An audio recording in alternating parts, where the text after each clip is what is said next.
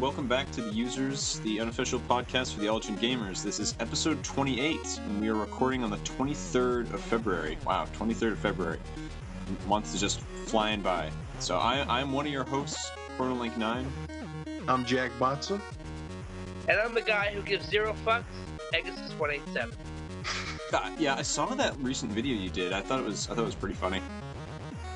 Yeah, I had to do that because this guy fucking sends, and you can watch, this guy sends this message, and obviously, I don't care. I figured it actually opened up a good opportunity, and then I just threw some random pictures in there as I was piecing that together. So, like the one of Paul Heyman and CM Punk, that was one of the funniest things I think I've seen on Raw in a while.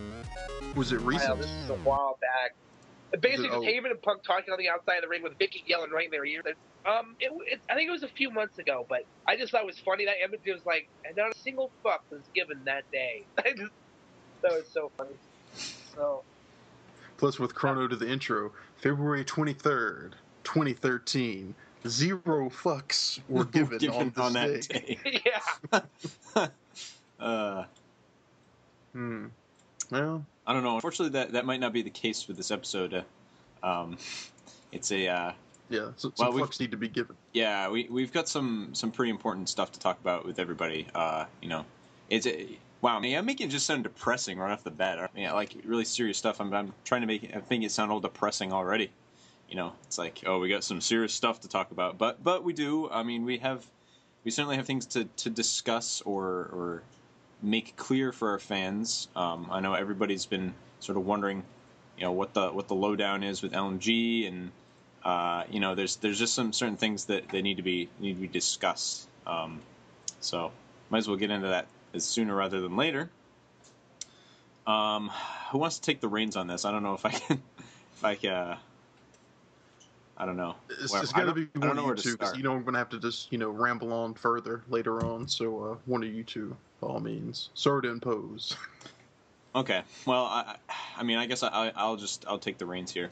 Long story short, unfortunately, our wonderful producer, our chip-loving friend, Lachlan LMG Gaming, has been very busy lately. I mean, certainly you would have picked up on that if you've been paying attention to the podcast at all. He hasn't been on in a good 2 months, I would say, maybe 3.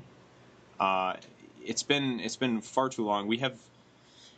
It's hard enough for us to get anything edgewise out of him, and I don't even know if he's been on the forums anytime recently. In other words, he's so busy. Long story short, he's unfortunately not going to be able to produce the podcast anymore.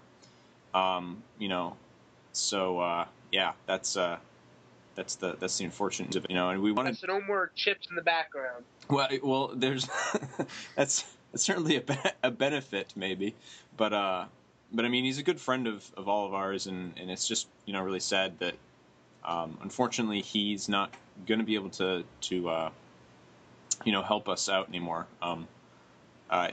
However, he has said, or he has told us that he will be on, again sometime soon for a proper send-off, but as we've said, he's just very, very hard to get 2 words out of it, these days. It's, it's, it's hard. It's hard enough for us. I know it's really hard for our listeners, to, they don't know anything what's going on. Well, unfortunately, we don't know very much either. All we know is that he's just very busy with schoolwork. Real life has just caught up with him. And that just happens sometimes, I know. I was super busy last weekend. We couldn't record, but life happens, and we wish him all the best, certainly. Definitely. Any thoughts from you guys? Nick, you want to go first? This again, LMG's in Australia, so obviously when we record, it's usually like 7 o'clock my time, 9 o'clock Crono's time, and it's like 7 a.m., like early morning for him. So it's one of those things that it's hard. Like, at least for me, I don't want to get out of bed early in the morning. I'm one of those guys, but yeah, just life gets in the way. really nothing else to say. Hmm. I mean, I don't know how the school system in Australia works, but I don't know. Is he graduating soon? Like, I don't know how that's working, but I mean, that's the thing. I mean, like, we would have ideally liked to record this with him all together, but I mean, we just don't get the feedback from him, and a lot of that's not his fault. Like, he is 16 now. Busy with school, busy with the job. Plus, him and his family went to India for like over a month for vacation, so we're obviously disconnected in that regard. But it's just hard reaching out to him. Plus the time zones and everything, and that's part of the problem. It's like, from the start, I've tried to get everybody to come up with the alternate timeline, or not timeline, but a record time, because usually the best time for LMG is we record Saturday evenings for us stateside, which is usually, I guess, ideally 7 to 8 Eastern. When you say, guys, yeah, as an average, yeah, right around that. Yeah, so that's like the best time for him. And since he's in Australia, like Pegasus was saying, that's in the future. So that's like 9 a.m. Sunday morning in Australia. Yeah. And also we got the fifth member, or their brother, Coop, and this same problem affected Coop a lot more, because it would be like Saturday morning, 12 a.m. to 1 a.m. Yeah. That's when we would start for Coop. Yeah. That's when we would start. Plus, it was a Saturday night to impose on his weekends, because, he's a young, hip guy. Very cool guy, but, this time was a burden for him. And plus, back then, you got to think, we used to go 4 or 5 hours, or 3.5, 4 hours average. Yeah. So the podcast wouldn't end until 4 or 5 a.m. on his part. So it's definitely, it's nothing against those guys in that regard. In fact, we feel bad for them. And now that, it's going to be more flexible, hopefully we'll be able to change the record, schedule. Yeah. Well, yeah. I guess I'll go. I just want to enforce just this idea, or iterate to everyone that this is not meaning the end of the podcast just because LMG isn't producing. He's going to teach one of us, I'm not sure which yet. He's going to sort of, give us the insider's information on, I don't know, editing and uploading, I guess, in the method that he is, a pro at, I guess you could say. So, he's gonna give us the lowdown, and he certainly will. The door is always going to be open for him. Certainly, I mean, he's once producer, always producer, in my opinion. So anytime he wants to come back, he's more than welcome to. If life calms down for him. So. Oh yeah, those two guys, whenever they have the time, exactly. They're always welcome, and they're gonna be. They will be back on, because this thing, like Crono was saying, this has no. We're not hitting the brakes. We're gonna still keep going, but I think this is an excellent time to mention this. Yeah, it's funny because it just seems like it's just getting worse. Yeah, it just unfortunately, there's more news with this. I'm afraid to break, and there is more news, and this will be good because like switching from "Call Me Maybe" on the radio to Justin Bieber's "Baby." From bad to worse. Yeah. No comment. Or no, there is a comment, because this is actually, and this will go back into my explanation I'll give shortly. But how come we haven't talked about this? Nick, I know you hate Justin Bieber, rightfully so, but like a month ago, there were all these tweets. Apparently, he got caught smoking dope, marijuana, that is, for all the unhip kids. That. And like literally, okay, so this pop star smokes pot. No big deal, right? Okay, but on Twitter, preteen girls, tweens, whatever you want to call them, are literally like slitting the shit out of their wrist. They're like self-mutilation. They're like, Justin, if you don't stop smoking pot, we're going to kill ourselves. It's fucking nuts. I mean, why haven't we talked about that? I think the whole problem is because he's supposed to be a straight edge guy, right? That's like he's supposed to be like a clean, straight edge image sort of thing. Again, fuck him. I don't see why girls are fascinated by him. No, seriously, fuck him. It's about the influence he has on these fucking women that are self-mutilating themselves. I don't get that. That's nuts. Beatlemania wasn't even that fucking crazy. Apparently, the whole Cut for Bieber thing was started by 4chan. And it was like the joke. same I'm assuming. pictures that popped up, and they got it fucking trending. It just shows how obsessive his fucking fans are. See, And not only are they annoying as fuck, because I cannot go on Twitter one day without either seeing Bieber trending or One Direction trending for some reason. It's like, it's mania. I just want to rage quit Twitter. It's mania. It really is, man. Yeah, I don't know. Let's go ahead and get back on subject because we're already talking about Justin Bieber. But I mean, it is sad that 4chan or somebody would do that unintentionally, fake. But then it's even more sad that these girls would like take it so faithfully and do this ridiculous shit. It's just it's mind-boggling to me. But it's pathetic. Is what it is. They need to get some goddamn common sense. God forbid I ever have any daughters. I got to change the subject because I'm starting to think, was it Honey Boo Boo? And I'm starting to think of more of society and how disconnected I am and how stupid it is. Do not get me started on Honey Boo Boo, please. I'm not. Okay, let's go back to that. Get back. Okay, let's go back to this. The point is, before we were saying that, LMG, he's busy. He can't produce anymore. Okay, Coop, it's always been a burden on him. But these guys are still going to be around. With that being said, I am going to step down as a regular host of the show. I might come back full time, but for the time, I think it's better small doses of Botza. And this is nothing new we've talked about. And I mean, I've actually messaged these two about these same subjects before we knew LMG was stepping down. Because, like I said, when we do hear from LMG, it's kind of back and forth or rarely. And when he got back from India, he said he would be back and be ready to go. And then, life caught up with him and he couldn't do it. And this isn't a knock against him. This is just me, being open with the audience and being open with you guys because, I don't, I feel guilty because the times, like we said, it's more of a burden on them than us. And then plus us going so long. And then plus me talking in general. Because even from the beginning, we don't do as longer episodes as we used to do. But, it's always been fun. And we always just, especially getting to know each other and forming these friendships.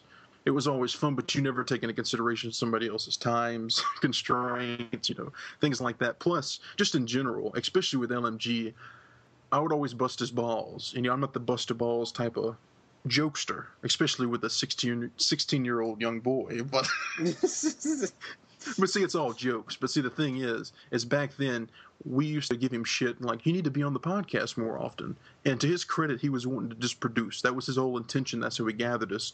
He would produce a show with 5 community members. Or not 5, just a set number of community members. And he was going to take a back seat and just let us do our own thing. But we wanted him on, and so did the fans, We love having him on. But then, through goofs like the Chips incident, especially with the fan art we've been seeing recently, which Pestro it's good. I love the Streets of Rage. I like the gravestone, but it was kind of weird seeing that shit. Knowing what we know, and it's nothing to. I'm not saying feel bad about it. I'm just saying, think of it from LMG's point of view. He is a busy young man, okay. Plus, hearing shit from us, like about the Chips and jokes and everything, and then he's gone for a while and it comes back. I think this applies more to Coop. Coop was started to fade. He couldn't make it some weeks. But once you're gone a certain amount of time, it's harder to come back into the fold, And he felt pressure from that because there were people. You okay? You cut out there for a sec. Am I cutting out? You cut out there for a second, yeah. You were talking about Coop. Talking about Coop? Mm-hmm. Okay. It's going to sound like this is all censored. Nobody's going to believe it. Coop was fading, I think you said, or something like that. Oh, yeah, I was saying like the time constraints that mainly applied to Coop. Yeah. Because... not the time constraints as well, but just being gone for a while. Because like you just said, he was fading. He missed a couple weeks, and when he did come back, he was sleepy as hell. We were already kind of gaining momentum on our own as far as personalities go. And then when he would jump in, it's nothing against him. I mean, like I said, if anything, I feel guilty in that, and you need to blame me. People talking shit on the forums, which I'm not going to, bring into all that stuff. But this is another point, though. For the most part, we haven't gotten negative feedback. It's been kind of a positive experience for the most part. But, thinking of it in terms of LMG, giving him shit about the Chips, then when he was gone. And I think the one that bothered me the most was when Pete was on. We had Pete and Bracey at the same time. You guys are quiet. Am I cutting out again? Because I'm sitting here. No, I'm just, yeah. Okay. Just Well, giving you the floor.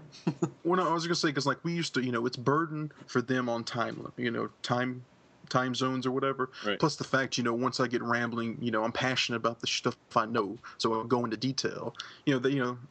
Bogging them down.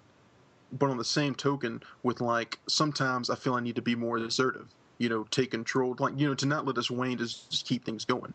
And like I was saying, the example when Pete and Bracy were on, LMG was nervous, and rightfully so. He looks up to Pete. This is the first time talking to Pete on the podcast, and he was unprepared. He didn't have show notes, and I was kind of giving him shit about it, and it was all jokingly. It's kind of like Terrence, what he kind of told you in the last episode, Crono. I understand the nerves, but you got to let that shit go. Yeah. You got to bullshit. And that's kind of what I was doing. But I can see, how this stuff adds up. And I'm not saying that's the thing. I'm not saying that that's the cause of it, but I just want to let people know that's how I feel, and that's why I'm taking a back seat. Because if this thing's going to keep going week to week, it's got to be you two, And I don't want to keep going and rambling on and kind of push you guys out of the way, because this isn't the fucking Botza show. And I'm not saying it ever was or it should be, but I'm just saying it feels like that because, LMG was fading, Coop was fading, and what a lot of people don't know is these high-profile guests we've had the past episodes without them, that stuff happened. We had been planning in months to try to get these people on, and they couldn't. We were working around their schedules and even other podcasts they were being on. But when they finally became available, unfortunately LMG wasn't around, and we kind of had to take advantage of it. And like I said, it goes along with, once they're gone so long, it's kind of easier to stay gone. I'm not saying they're never going to be back. That's not the case. But it's just, I can see how things add up. And just me booking those episodes and trying to get those people having to record ourselves. And, obviously we haven't been on iTunes. That's all LMG. Hopefully, like Crono was saying, he'll show somebody how to get that stuff up. But we've just been kind of winging it just for the hell of it. And unfortunately, we kind of, I feel guilty for going through with those episodes. But, we kind of had to jump on, especially, Nick, you weren't even on the Chargeback Forward episode, Yeah. That sucked. It's just one of those things. And, even on those episodes, I get real passionate about the stuff we share in common and start rambling. And I don't want that. I feel like, we should all have equal time devoted to the guests, because that's what we're doing. We're taking advantage of being able to interact with these people. And yeah, there's a lot of things to say, but, I just think it's best just to step back and just come back in small doses. Yeah, at least for a while. I want to iterate to you that I don't feel that necessarily that.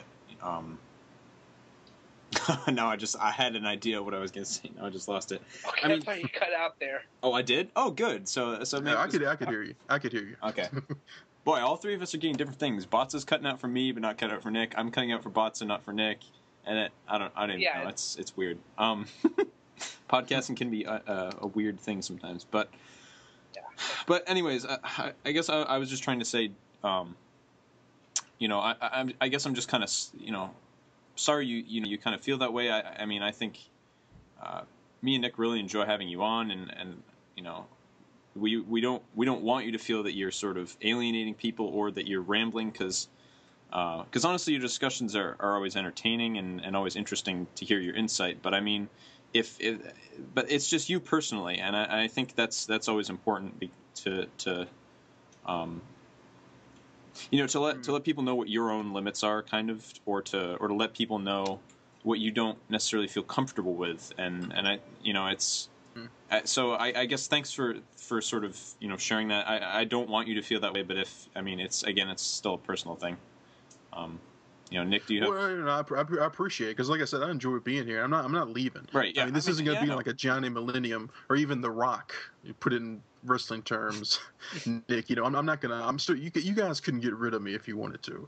I have too much fun doing this. We all, especially the three of us now that we've shared the most time together, I think we've got a great thing going. Yep. But it's just the thing. It's like that's just the way I feel. Plus, there's lots of other things like me repeating myself. Because the funny thing is, Crono, me and you recorded that Christmas episode again because people couldn't make it. Even Nick was busy. But we talk a lot. We talk a lot about these same topics. Yeah, we do. About how I'm getting uncomfortable about repeating myself because think of it this way. Damn, I'm losing my train of thought now. Good lord, this is a hell of a subject to tackle. Mm.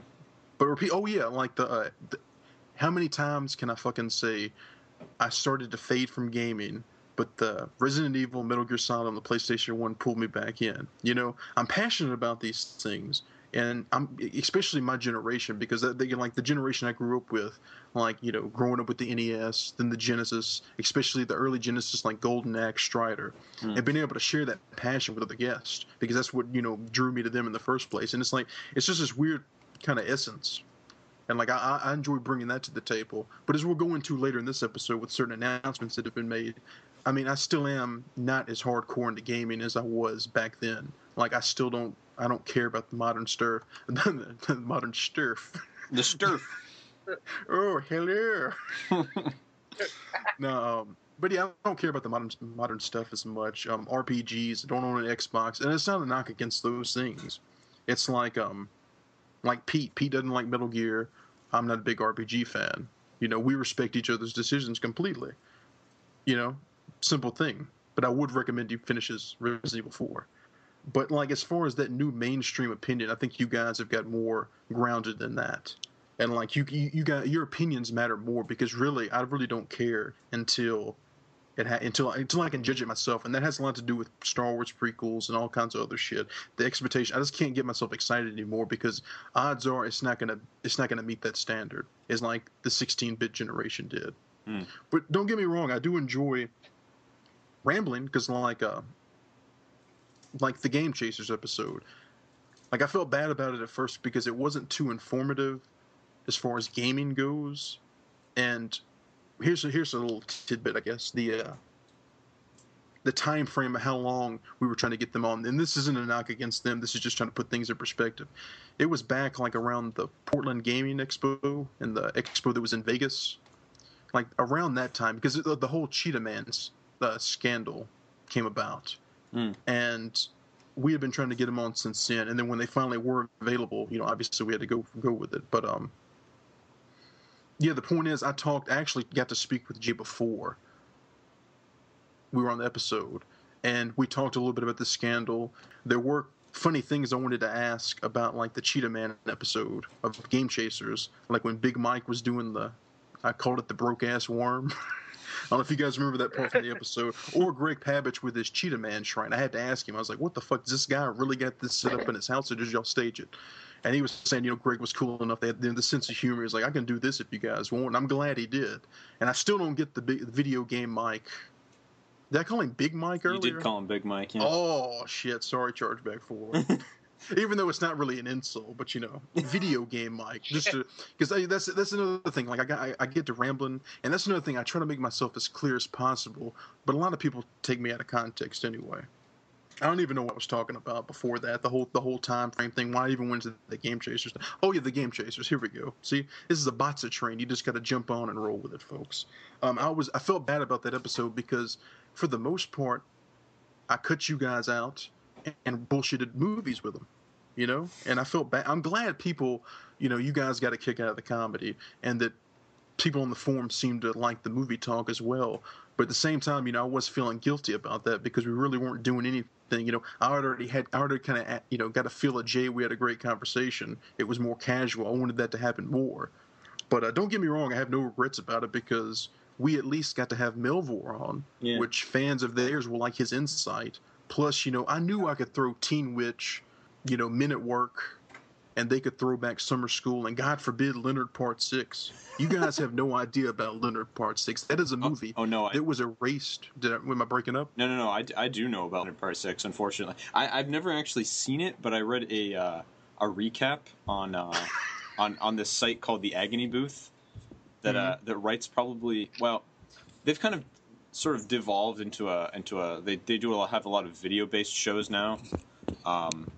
But they used to, what the big thing the site used to do is they used to write out recaps of all these old movies, and these recaps had me in tears laughing so hard. And so a lot of their ones on old Star Trek episodes that are really bad are just absolutely priceless. And it was the same for this one. The big line for Leonard Part 6 was, cut to Cosby looking bored. Because that's it. Because that was what happened throughout the whole movie. It's just and cut to Cosby looking bored. It's a strange movie, and the thing that surprises me the most is because literally, that memory was erased from my mind. Like for 20 years, literally for like 20 fucking years, just I've forgotten completely about that movie, and I've seen it, several times to know. And not even the hamburger scene, the hot dog. I'm not afraid of a little meat. There are some of the ballerina shoes, the machine gun rocket launchers under the arms, the ostrich scene. There's so much bullshit in that film. It is Botza written all over it. But I don't know. I've forgotten all about it, but it was good. Uh-oh. We've always.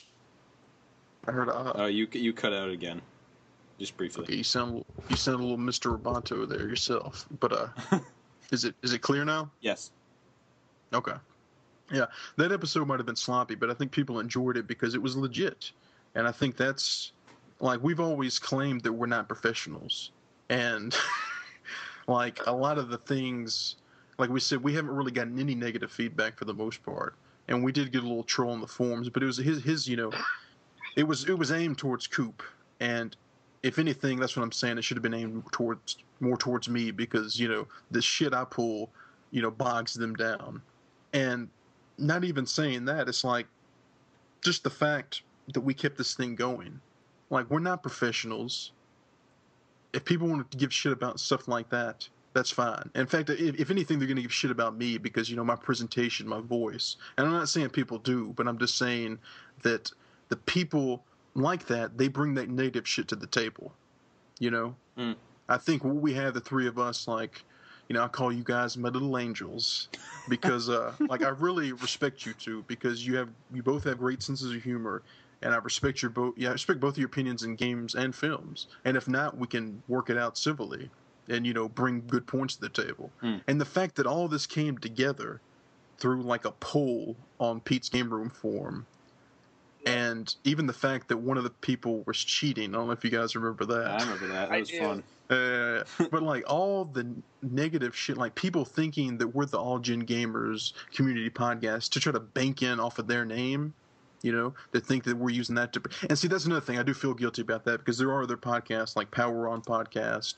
What are some other ones in the forums I can't even think of right now? Of course, Hey Listen, but I'm saying like some of the other smaller ones that I don't want to say generally or whatever mainstream you want to look at it, but they can easily look over them to come to us because we're the All Gen Gamers community podcast. I don't want to feel like we're draining from their essence, which I never have felt we have. I think we've been legit, and I think we've carried the original mission statement of the All Gen Gamers, which is if you were listening on a casual conversation amongst gamesters.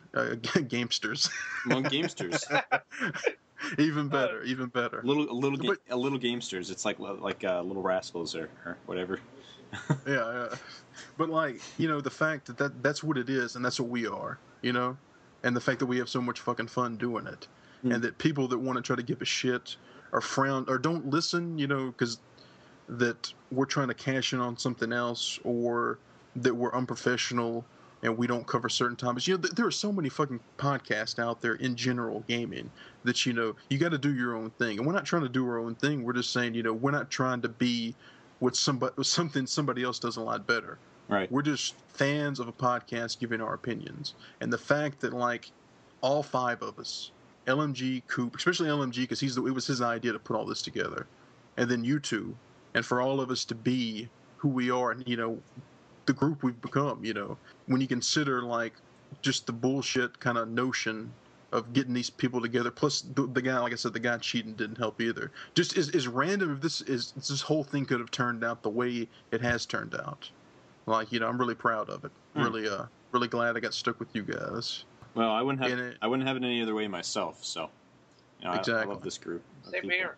Exactly. So, yeah, that's hopefully the listeners don't think this is a goodbye, or hopefully I've expressed myself. That's just the way I feel. And like I said, like, I'm not gonna, I'll be back, right. often. So don't think this is. I mean, I felt kind of guilty over the past few episodes, anyways. And reason for that simply is that I mean, it's great. It's been great to have, Chargeback Forward on. Man, that was that was like a dream come true for me. It was great to have Johnny on. It was great to have Pete and Bracey on it. It's great to have these big name people on. The Game Chasers, for crying out loud. We have the Game Chasers on. But I feel that we've been sort of maybe neglecting, sort of our original mission statement, which was to get the lesser guy, in on the podcast, get them heard, and I feel kind of bad about that, and I just want to let our fans know that we have been talking. We are planning on slowing it down. We are planning on focusing on segments, getting on. We haven't even had games we've been playing in like over a month, maybe. Because we've been having to, like I said, and it sucks. It's like I'm not saying people have been looking on this like, oh, they're trying to gain viewers or gain this momentum. It's the fact is we had these people booked and then we had to jump on it. Right. And we only had limited amount of time, so we had to skip certain things, but we had to roll with the conversations. And it sucks you weren't there, Nick, but the chargeback forward, I'm really proud of that one because it came off so casually and funny. And plus, it was like actually informative. I didn't feel like I was fucking running my mouth. I felt like that would hold up against anything. And I'm not saying it should be a comparison, but like I'm just saying at the end of the day, they're not opinions. That's what it's always been about. It doesn't matter. We need to voice our opinions, and that. Sure, that's. I mean, it just. Like again, I'm rambling now, but I'll just go like think of it this way. It started off as a movie segment talking about The Last Dragon. And then, last 4 or 5 episodes is kind of gone wild. But, we all had fun regardless. So yeah. Look forward to more episodes in the future. This podcast has plenty of life left in it, trust me. So. Oh, yeah, when I do come back, I will try to behave myself more and be proper and respect the format you guys develop. But expect, that's the thing. Here's the thing. When you're asking guests or even yourselves, it's like the menu. Would you like this with or without the Botza? And I can just imagine a middle-aged woman. I'd like the Botza. Just come at me when we've got like 3 or 4 hours. If it's gonna be small. If people are strained on time. Yeah. I don't want to feel guilty about sitting back and having a good time. And imposing on anybody. So that's the thing. The house dressing. Continue, please, Crono. I'm derailing it further with my salad dressing humor. Wait, I do relish this moment. No. Oh, I mean, I think that pretty much covers it. So yeah, we did kind of have to get serious there, which isn't maybe not normal for us. I don't know, but I just want to reiterate for probably the 3rd time, maybe 4th time now, but we will continue onwards. Until whenever. We'll keep going until we get sick of it. Which, in my opinion, will not be anytime soon because I'm loving pretty much every minute I'm recording. I don't know. It's probably, hopefully, that's the same for you guys. I don't know if it is. Oh, definitely. Plus, we got to mention the fans. Our fans are awesome. We even said it. I don't know. We said it probably while we're being recorded or before the show or after the show. We, in our minds, we're making the show for like 5 people. For the people listening, that's cool. We're not making it for those people. We're making it for ourselves mainly. You got to be, like you just said, we're having such a good time. It really doesn't matter. But the fact that the fans, like, of course, hey, listen, but we're the same community regardless, however you break it up. But like Pestro and Zavin, Yeah. Just, amazing people. Especially, I can, bullshit with Pestro all day about the Mega Drive, but the humor, Zavin, the whole mother gag, genius, You couldn't plan that. That's like better than, that's just good stuff. And I've had a lot of laughs and smiles, so it's good stuff. It is wonderful tradition to get me to watch Star Wars. Oh my God. When he posted that, I think it was when we had him on, I tried so hard not to laugh. Dude, that was freaking hilarious. Speaking of which, we should repost that. But repost that in the forum somewhere. Petition. I'm gonna be looking for that tonight, Pegasus. You better believe it. You will be. I wouldn't be surprised. So, okay. But to close, it's been amazing becoming friends with you guys and doing this all together. But plus, like the small community we have amongst ourselves, the fans, that we can interact with these fans at that level. And plus, we've had fun with everybody. We need to expand that more because, like you said, the original mission statement was. It's community podcast, which it is. That's who we all are. But it just sucks that we went through that kind of high profile guest stint without LMG. Kind Yeah. of sucks. Yeah. And again, it was just kind of how it worked out. So we went from Pete Bracey to John Game Chasers and Chargeback Forward, which I missed because I was out doing my taxes. I got stuck having to do it because I did it on a Sunday, and it was the one day I had off of work, and I figured, get it done, get it over with. It was a nice day. So I at still least have I to got do my done. taxes, so. Hey, shit, guys! I hate to do this, but Yes. do you guys want to keep rolling? I need to actually leave the house for like 10 minutes, 15 minutes. I will definitely be back. I just got to go. Just a friend just texted me. I got to go do something. This is Botza is leaving right now. He's just gotten so fed up with us. He just wants to leave. He just wants to get out of here. Ninja, vanish, the little smoke bomb, and disappear. Okay, so Botza's back, and what were you doing, Botza? I thought I would be able to do this after the podcast or tomorrow, but apparently I was getting texts while we were talking, and I wasn't looking at them, and I kept getting them from a certain person, and a friend informed me, I got to leave tonight. Long story short, I had to go meet him to get back my Avengers Blu-ray, and it raises a good question, because have you ever had any bad experiences loaning games to people? I'm trying to think. I let somebody borrow Assassin's Creed not when it first came out, but maybe 6 months after it. Early PS3 and Xbox, I guess. But that was one of the first games after PS3. Liked it, didn't get too into it. I know it gets better after 2, which is probably why I haven't played any other ones because I let my friend borrow it and never saw it again. And on the flip side of that, I let somebody borrow Twilight Princess when they finally got a Wii, and I let them beat it. And then, before I traded it in, which I know Crono didn't like to hear those things, but yeah. It's like, oh, come on now. No, to be fair, I really didn't try to get back into it, but I just wouldn't spend any time with it. Yeah, well, it's whatever. But anyway, have you guys ever loaned somebody a game and lost it? Plus, I was looking through my NES collection. I still have some neighbors because back then we would write on marker on some of the games, our last names or names, and I still have my copy of Rambo for NES as my my good friend or my good neighbor growing up. So have you guys gained or lost any games through these rentals, so to speak? I think the only one I really lost, I had Yu-Gi-Oh! Forbidden Memories on the PS1, and I loaned that to a friend, and then he moved, so I never got that back. But yeah, Yu-Gi-Oh! Forbidden Memories. It's a really weird rule set. If you're at all familiar with the actual card game, how that's laid out, it's so confusing. I think if you don't have any kind of strategy guide, you're not going to know what to do. Because you can fuse whatever cards you want. It's like really, you don't need the specific polymerization. It's a really odd game, and I kind of want to get back into it. Which Yu-Gi-Oh game was this? Forbidden Memories on the PS1. Now I'm trying to think. I'm pretty sure the Continue guys played that recently. Speaking of the Continue guys, I got to throw this out there real quick, Crono. Did you watch the Lagoon Continue episode? I think I started to watch it, and I don't know if I finished it. I'm trying to remember. You just need to watch the beginning, because at the beginning, Nick Murphy calls somebody a dumb lagoon.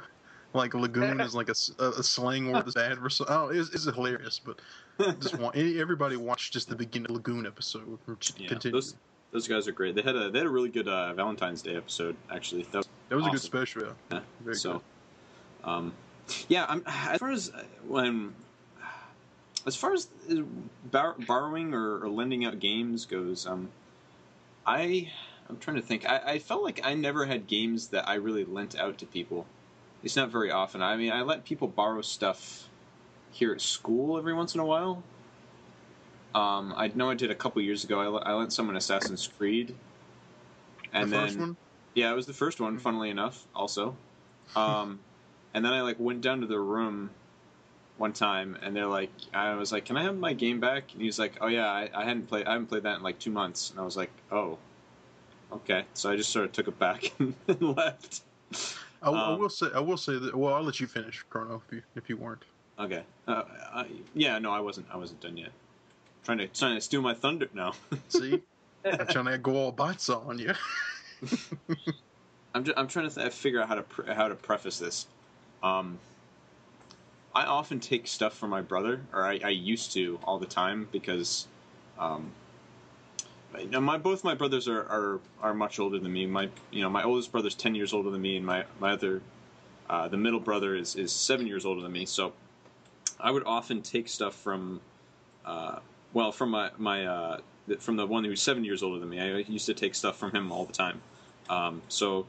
Because he'd be at college and I'd be at home and I'd be like, hey, Jeff's got tons of stuff upstairs, so I'm just gonna go up there and take some stuff from him. So I would take Nintendo Power issues. He had a huge backlog of those, so I'd read through all those, and I used to borrow.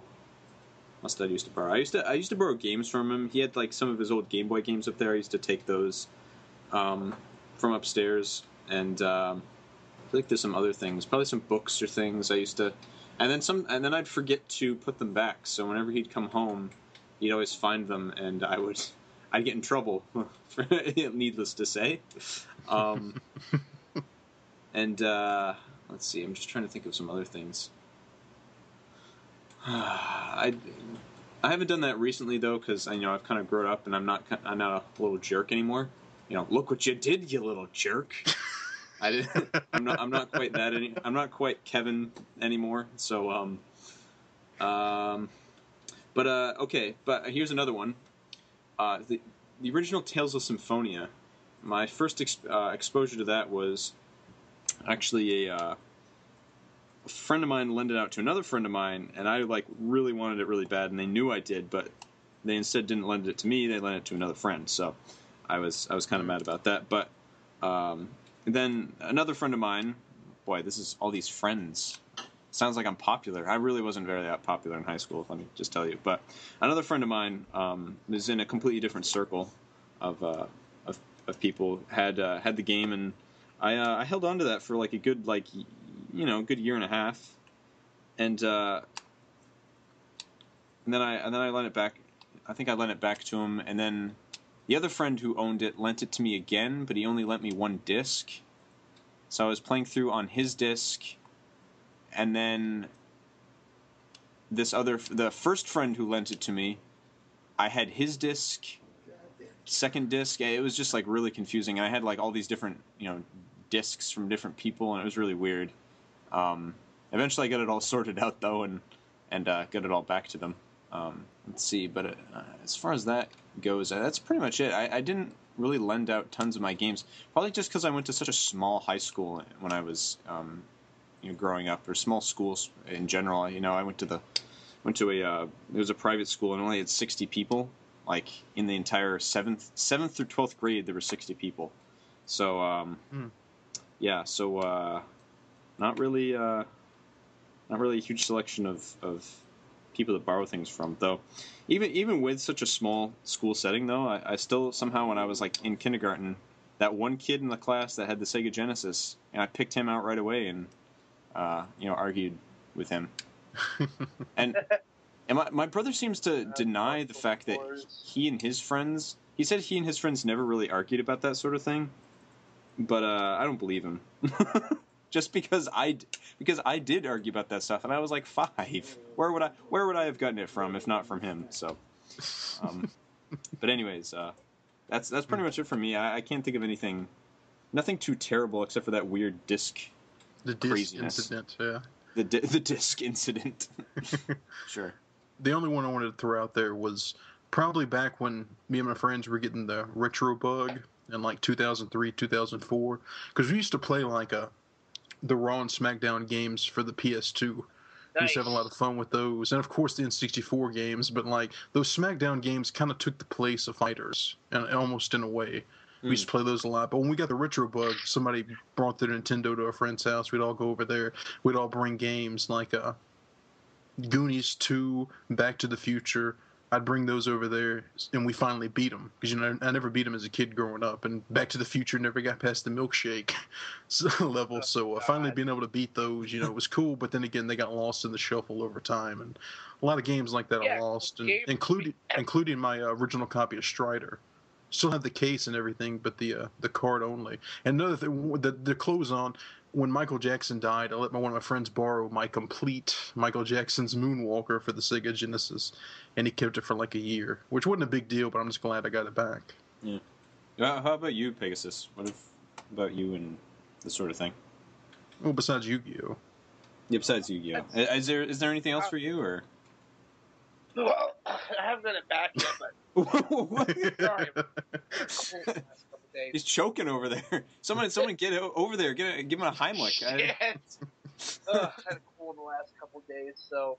Oh, the only other story, at least as far as stuff I haven't gotten back, is I loaned my copy of just the card of New Super Mario Brothers. I still have the case for it. I just loaned, the actual game, and I haven't got it back. So, which I think I'm just getting to the point where I can just find the card cheap, and I'll just rebuy, because it is a good game. I love New Super Mario Brothers. Oh yeah, it really is. Yeah. New Super Mario Brothers 2 on the 3DS.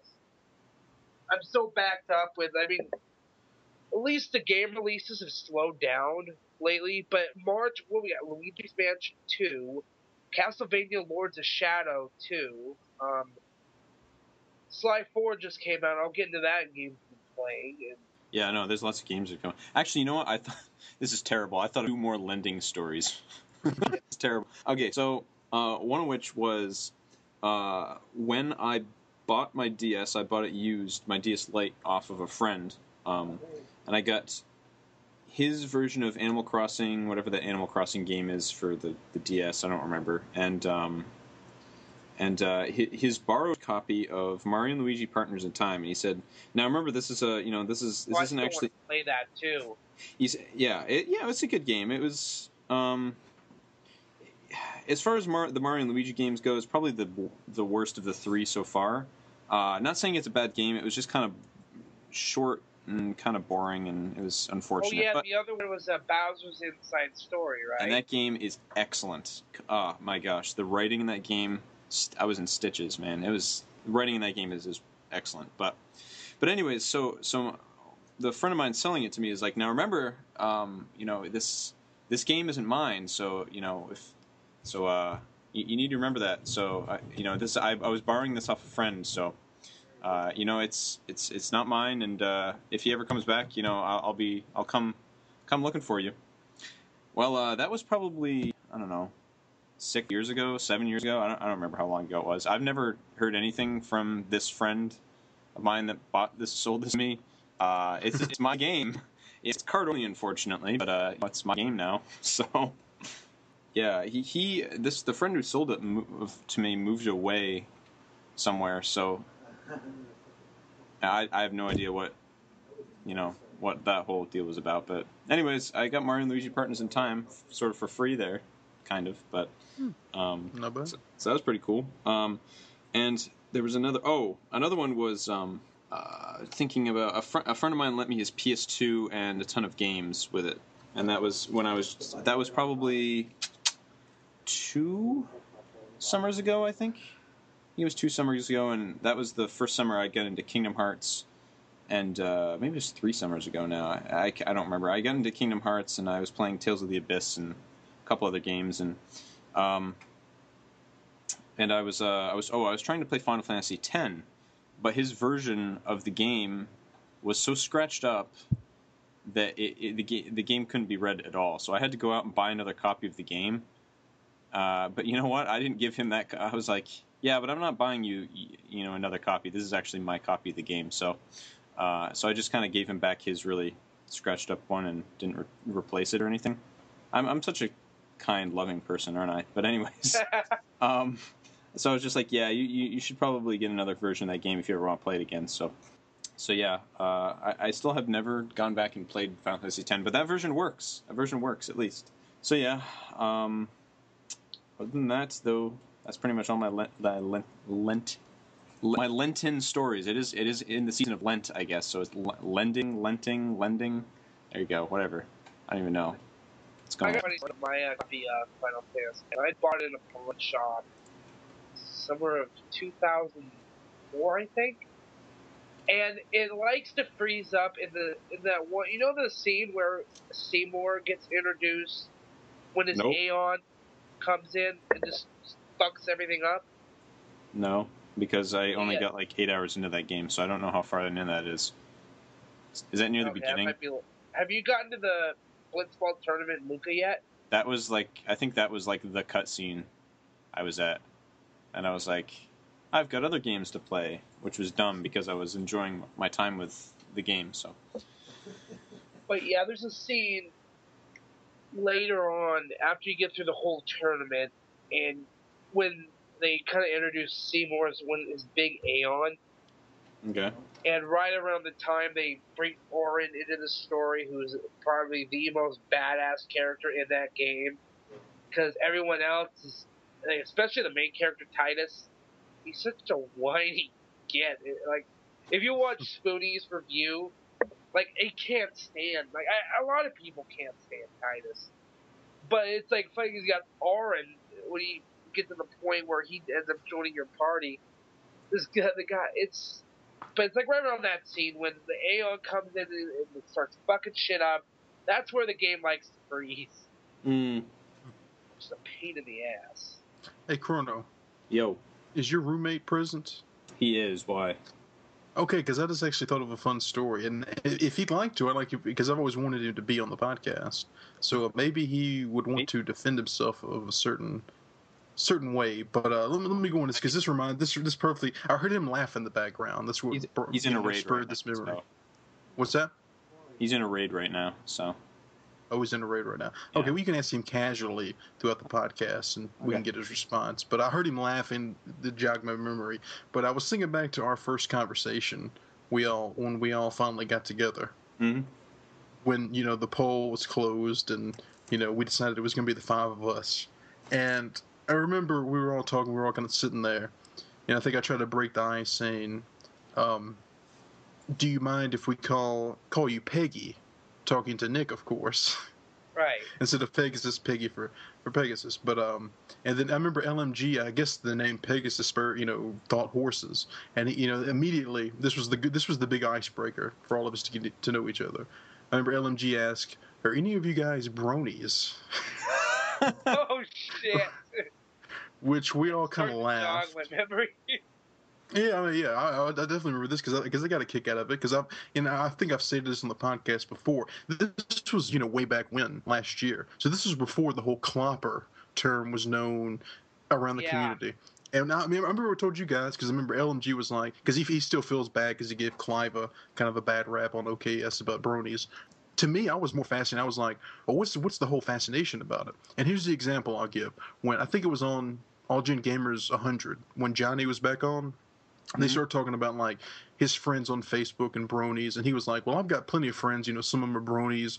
They're like transsexuals. They're furries." And basically, the whole thing is the whole stigma to bronies. Before, again, I stressed before cloppers was that it always got associated into that fetish category. Right. Even though it was like grown men being fascinated with a cartoon series targeted for young girls. There was no fetish. If the fact it got rolled into that fetish world always kind of caught me. I was like, well, it didn't make any damn sense at all. I was like, why they ended the show, then why are they being labeled the same way? Then, of course, the cloppers came to be. But anyway, I just thought that was funny. I was gonna because your roommate is a brony, correct? Yes. Not a clopper, but a brony. Oh, actually, he's a clopper. No, he's not. No, he's I'm just joking. Yeah. No, my brother actually kind of is now, too. He got into the series over Christmas break. I was like, oh, great. But I'd like to find out where your roommate, if you can just ask him why he likes the show, because to its credit, I think on OKS, and they said like they were on Netflix. So they can only watch like the first 10 minutes of the first episode, and I just didn't see why I would be a fan of it. Not knocking it in any way, but I'm not gonna, Yeah. go call myself a brony and be a fanboy in the same fashion that I'm a John Carpenter fanboy. Right. I just find it curious. I was just wanting to ask you again. The Clopper thing that was, like they're fucking jokes, people. So don't take the Yeah. shit seriously. Yeah. But I would like his honest opinion on why he likes that show. So if he can answer later on in the night, by all means. Yeah, maybe. Yeah, sure. To the show notes. To the notes. So, so the Elgin Gamers, had an episode this week, which was really great. It was on time and everything, and at least as far as I know, it was. I don't know. I just listened to it and downloaded it today. So, but during the beginning, they sort of talked about some sort of Valentine's Day related things, and that was last week. I don't know. Is there just maybe not bringing up any harsh memories, but any Valentine's Day memories? Maybe some games that you like to play around Valentine's Day? Any romantic games, encounters around games? I don't know. You can talk whatever you want in this segment. English cram school. I just want to know if Pete has played that. The guy game. The guy game. Come on. No, Jesus might have been playing that. Who knows? Yes, I play Kid Icarus every Valentine's Day. No, I don't know. There's really nothing this two Valentine theme that I can think of that I play regularly. And Yeah. I don't want to cop out and just be thinking of romantic games now. So there's really nothing for me. Okay, so in my JRPGs, I do like to have a romance, maybe, between the main character and one of the lovely females, and some games even incorporate maybe choice in that a little bit too, or you can ship whoever you want, kind of thing, for fans or whatever. Which can be a little odd if you ask me, but I don't mind that in a JRPG, and in fact I kind of welcome it. Sometimes it's kind of sweet, but there's a friend of mine who is actually the friend of mine who loaned me a PS2, who refuses to play JRPGs that don't have that in it. And I'm just like, you're taking yourself away from lots of great experiences by forcing yourself to only play those certain games. And I just thought it was very odd that he did that. Like, he wouldn't play Lost Odyssey for that reason. He wasn't really interested in Final Fantasy 13 because of that. He actually liked pretty much the whole game, but he's like, there's no romance for front and center kind of thing, or it's already sort of happened, between Snow and Sarah. So I just thought that was odd, but I was just wondering if maybe, well, I don't think you guys, but maybe some of our fans maybe have come across that, maybe, or maybe they feel that way themselves. I mean, I don't know.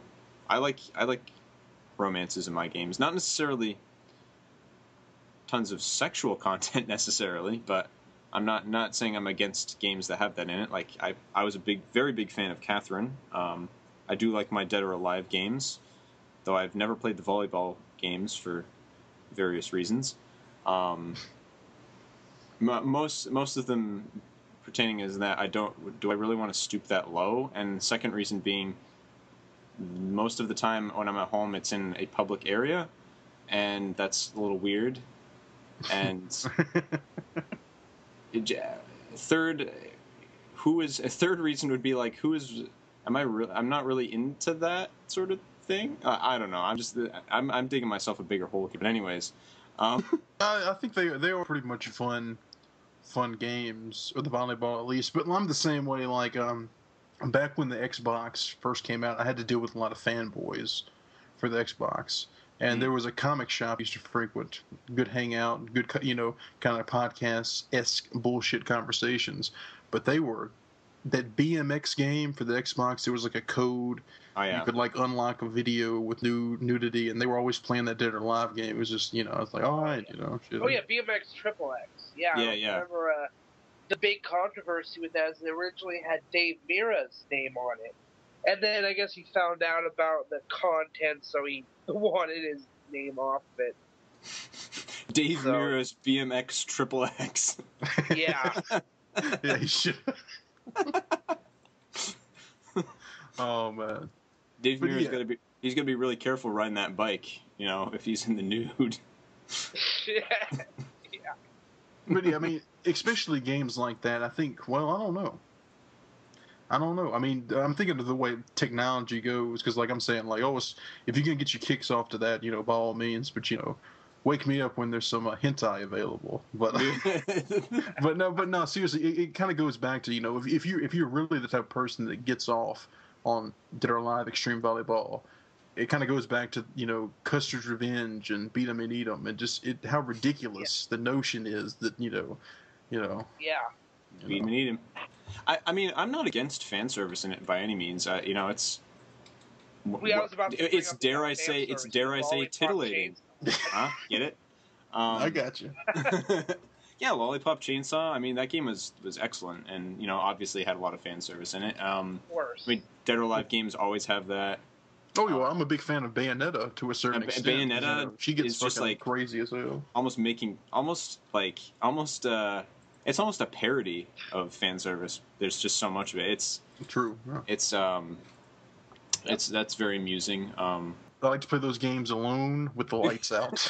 Alone with the lights out, maybe a little bit of lotion and some tissues nearby. I'm gonna grab my joystick and boot up my hard drive. You know what I'm saying?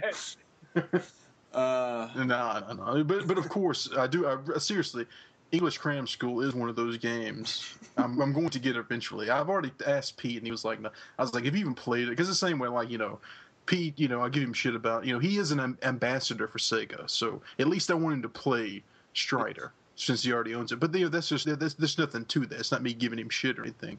Same thing with English Cram School. I was like, well, if you haven't played it and you don't want it, I'll trade it and buy it from you. He was like, no, I can't get rid of it. It's like the gem of my PSP collection. I was like, oh, yeah, no doubt, but so I'm gonna have to venture elsewhere to get that game. But just not for those reasons, but just the fact, it's full motion video, which of course goes back to Sega CD. I'm a big fan of that, especially, the subject material, but the fact that you're playing paper, rock, scissors to do this, it's ridiculous. It's pretty amazing. Rock, paper, scissors.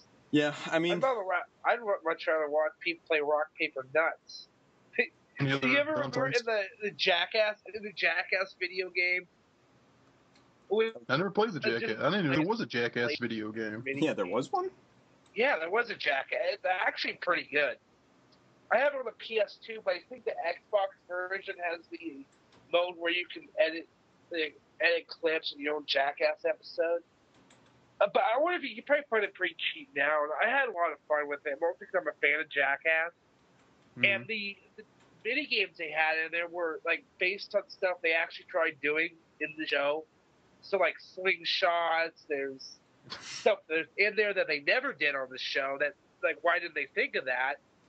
And then he just got some goofy oddball stuff like a rock paper nuts, which is basically rock paper scissors, but whoever loses gets kicked in the nuts. That sounds awful. I mean, there's stuff. I had to bring that up.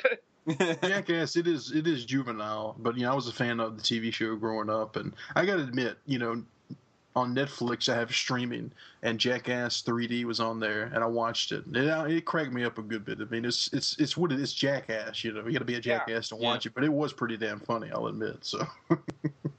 I got to see that in theaters. Oh, in 3D? Yeah, in 3D. Was the Beavis and Butthead intro in that? Yeah. Good. I love Beavis and Butthead. That was probably one of the best intros. I love this Beavis getting punched in the face. Like, whoa, check out my hand, it's a 3D. Boom! Just hits him right in the face. Well, in fact, we get to mention this again, Pegasus, because we tried to do that Halloween episode, but I forgot what technical difficulties. Again, it was just the three of us. We were trying to wing it. We couldn't wing it as well, but we were talking about Treehouse of Horrors, and I got to bring up Homer Cubed, because that's still... that is classic. That part where he jumps and falls into reality. Come in, son. It just makes that weak ass jump. I can't really describe it, but if you've seen it, it really anybody needs to see Homer Cube, the Treehouse of Horrors. That's classic, classic that's stuff. Number 6, or I think it's 6, maybe 7. If I remember right. All I know is that I need to just sit down and watch like maybe the first 10 seasons of The Simpsons. I need to, because that's my brothers tell me that, like, season 4 or 5 is like probably the last good one, like, or Well, the last really consistently good one.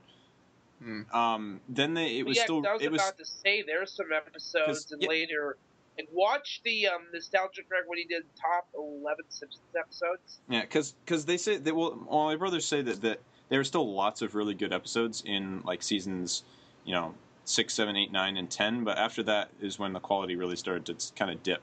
So. I never really kept up with it too much. I think the last big thing I remember was Who Shot Mr. Burns. Classic. Yeah.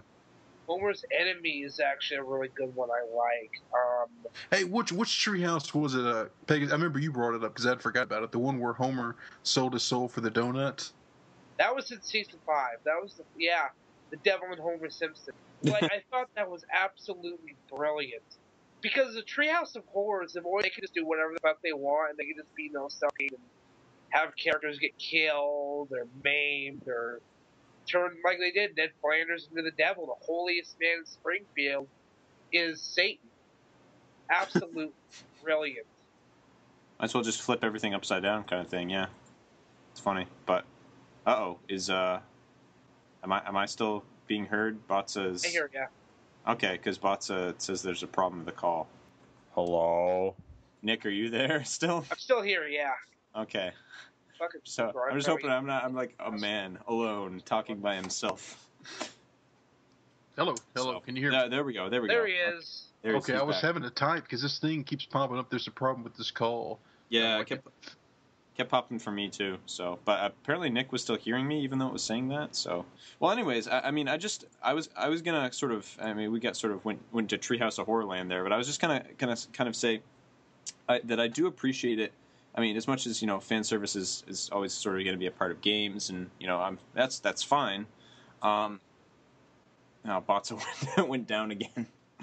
I'll just say, that's fine for that to happen. But at the same time, I do appreciate it when games sort of take a more mature approach with sexuality. Case in point being Catherine, or I've also heard, and I don't know specifics about this, but I know Persona 4 is one of the more notable games for having a gay character in it. So they take sort of the juvenile approach, but, well, they don't take the juvenile approach. That's the point. They take a more mature take on it, and I can appreciate it when developers, do something like that. It's really, admirable, I think, of them to do so. So. Sweet. So Persona 4 can you guys hear me now? Okay, yeah, I this can hear thing you keeps now. acting up. I'm not sure if it's just. I might have to get somebody to send me their copy of the recording because this thing hopefully just won't keep blanking out. Okay. It's going. So I'm hoping it's freaking the same. But yeah. No more beat 'em and eat 'ems.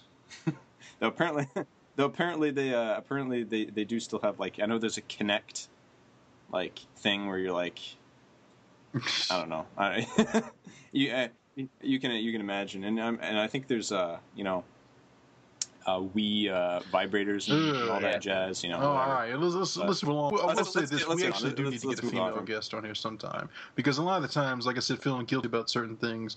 Like I said, they're all jokes. It's all boys talk. Smoking in the boys' room, so to speak. But I would have a female opinion because I don't want to sound like we're putting our foot in our mouths completely. So definitely get a gamer girl insight sometime. So yeah, definitely. It's a sausage fest in here. So they also mentioned on this latest episode of Legend Gamers is that Rayman Legends got delayed. Yeah, Alpha Omega Sin did a video on this too, so I know about it. Which. Yeah. So Rayman Legends was originally a Wii U exclusive, but recently, I think a couple weeks ago, Ubisoft announced that Rayman Legends was not going to be an exclusive anymore, and it was coming to 360 and PS3 as well. And they delayed the release of the game until October or November. And it was supposed to come out next month, or April maybe? Pretty quick. I think it was March. Now, is this the one? It's going to be released on multiple platforms as well, right? Is that the reason they're delaying it? Yes. So they can do a full release? Yes. Hey, that sucks for Wii U fans. Yep. It's yeah. The Nintendo, the Miiverse, or the sort of the forum thread for it. You know how Miiverse works. I have you seen him?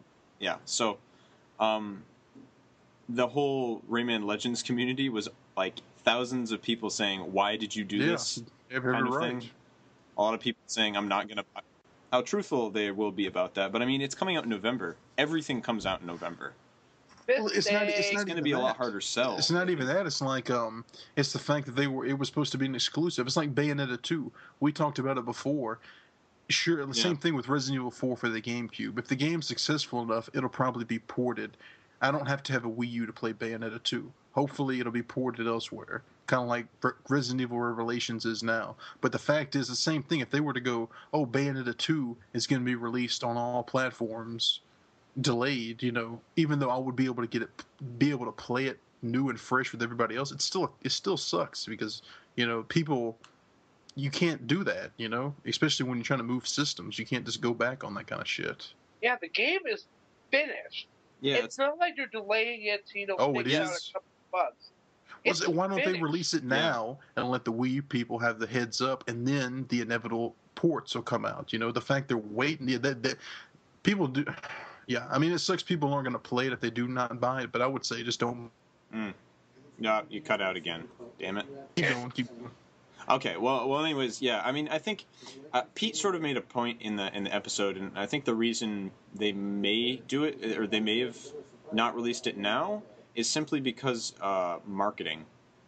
Because then they'd have to do two sort of different marketing things, one now and then one later, and that's a lot of money. You'd have to spend on that. But honestly, I don't understand why that would be such a big problem. Honestly, I mean, I think. They've done it before. Companies do it all the time. And when they release something for, I mean, heck, Capcom did it for Resident Evil 4. So there you go. If the game's successful enough, then you might as well go ahead and do it. I mean, to me, it's apparent that they were going to do this all along.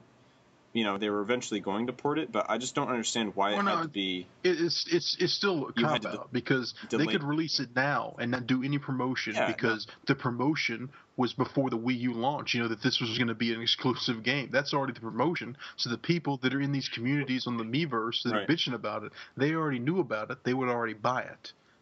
Why not go and release it now? Let those fans satisfy them, and then include it in the nationwide, all platform promotion later on. So the mainstream consumer can know about it and buy it. This, I don't know. This is it was a bad call, Ripley. It was a bad call. Yeah, no, it definitely was. And the Wii U right now is sort of starving for games, so that right there is just a big slap into the face. Slap to the face. Slap into the face. Slapping into the face. The slap inserted into face. But yeah. So, I mean, that really sucks. But I guess what can you do at the end of the day? Ubisoft is. They're doing a good job of going out of business. Wasn't one of their best moves. Yeah. That certainly was not one of their best moves. I mean, they had the best E3 last year. Out of all the companies that sort of went, theirs was like probably the best because of all the games they had. But yeah, this was not a good move for them. But they just basically. Well, we'll see what comes come November. Fuck you to Wii owners. Yeah, I mean, pretty much is what they did. Especially. Because, I mean, like I said, the console wars, they still exist. It's still petty. That's a deep blow to Nintendo Wii U, that is, because, that was the, I'm sure a lot of Nintendo fanboys had pride that was going to be exclusive for a while. And now they're just getting, shit all over. And, it's they're gonna hear backlash from the people that hate on Nintendo just for the sake of hating. You got the pure fanboys and you got the people that are gonna hate just because they hate. It's throwing fuel on the fire for both of them. So it's not a good move at all. But what about this? What about this next announcement? Unfortunate. Okay, so for those of you who don't know, you might be living under a rock, possibly, or just don't care about Sony at all. But the PlayStation 4 was was all hullabalooed, and a big old press conference was held, and live streaming and all this jazz about the PS4. I did say something about and, that. Yeah. One of the Rad Rascals questions of the week was, what do you think Sony's big announcement was? I figured it was going to be the PS4. I mean, Wii U's out. Yeah.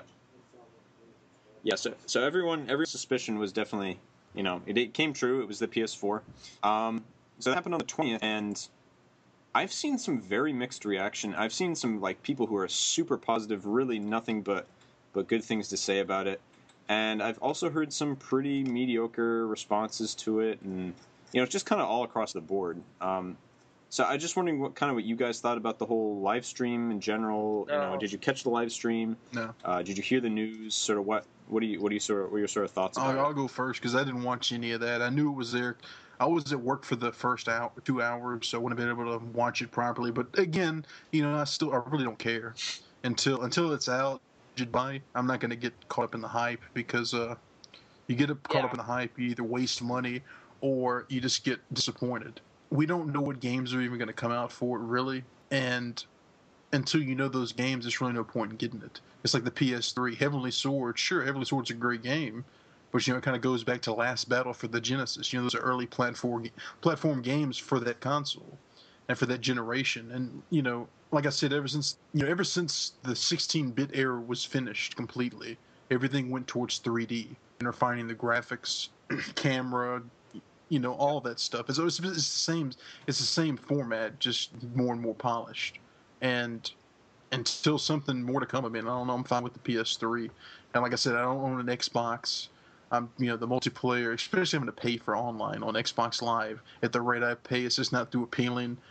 I go and say it now because I haven't gotten the games. Colonial Marine and Terrence, the game's gotten crap reviews.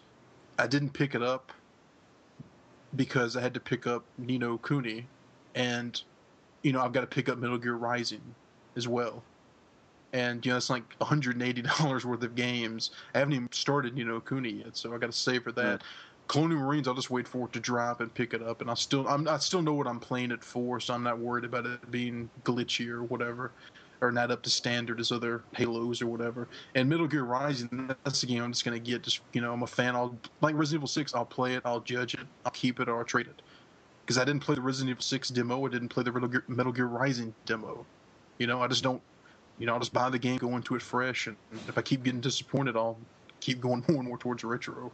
I know that's not like a good answer, but that's.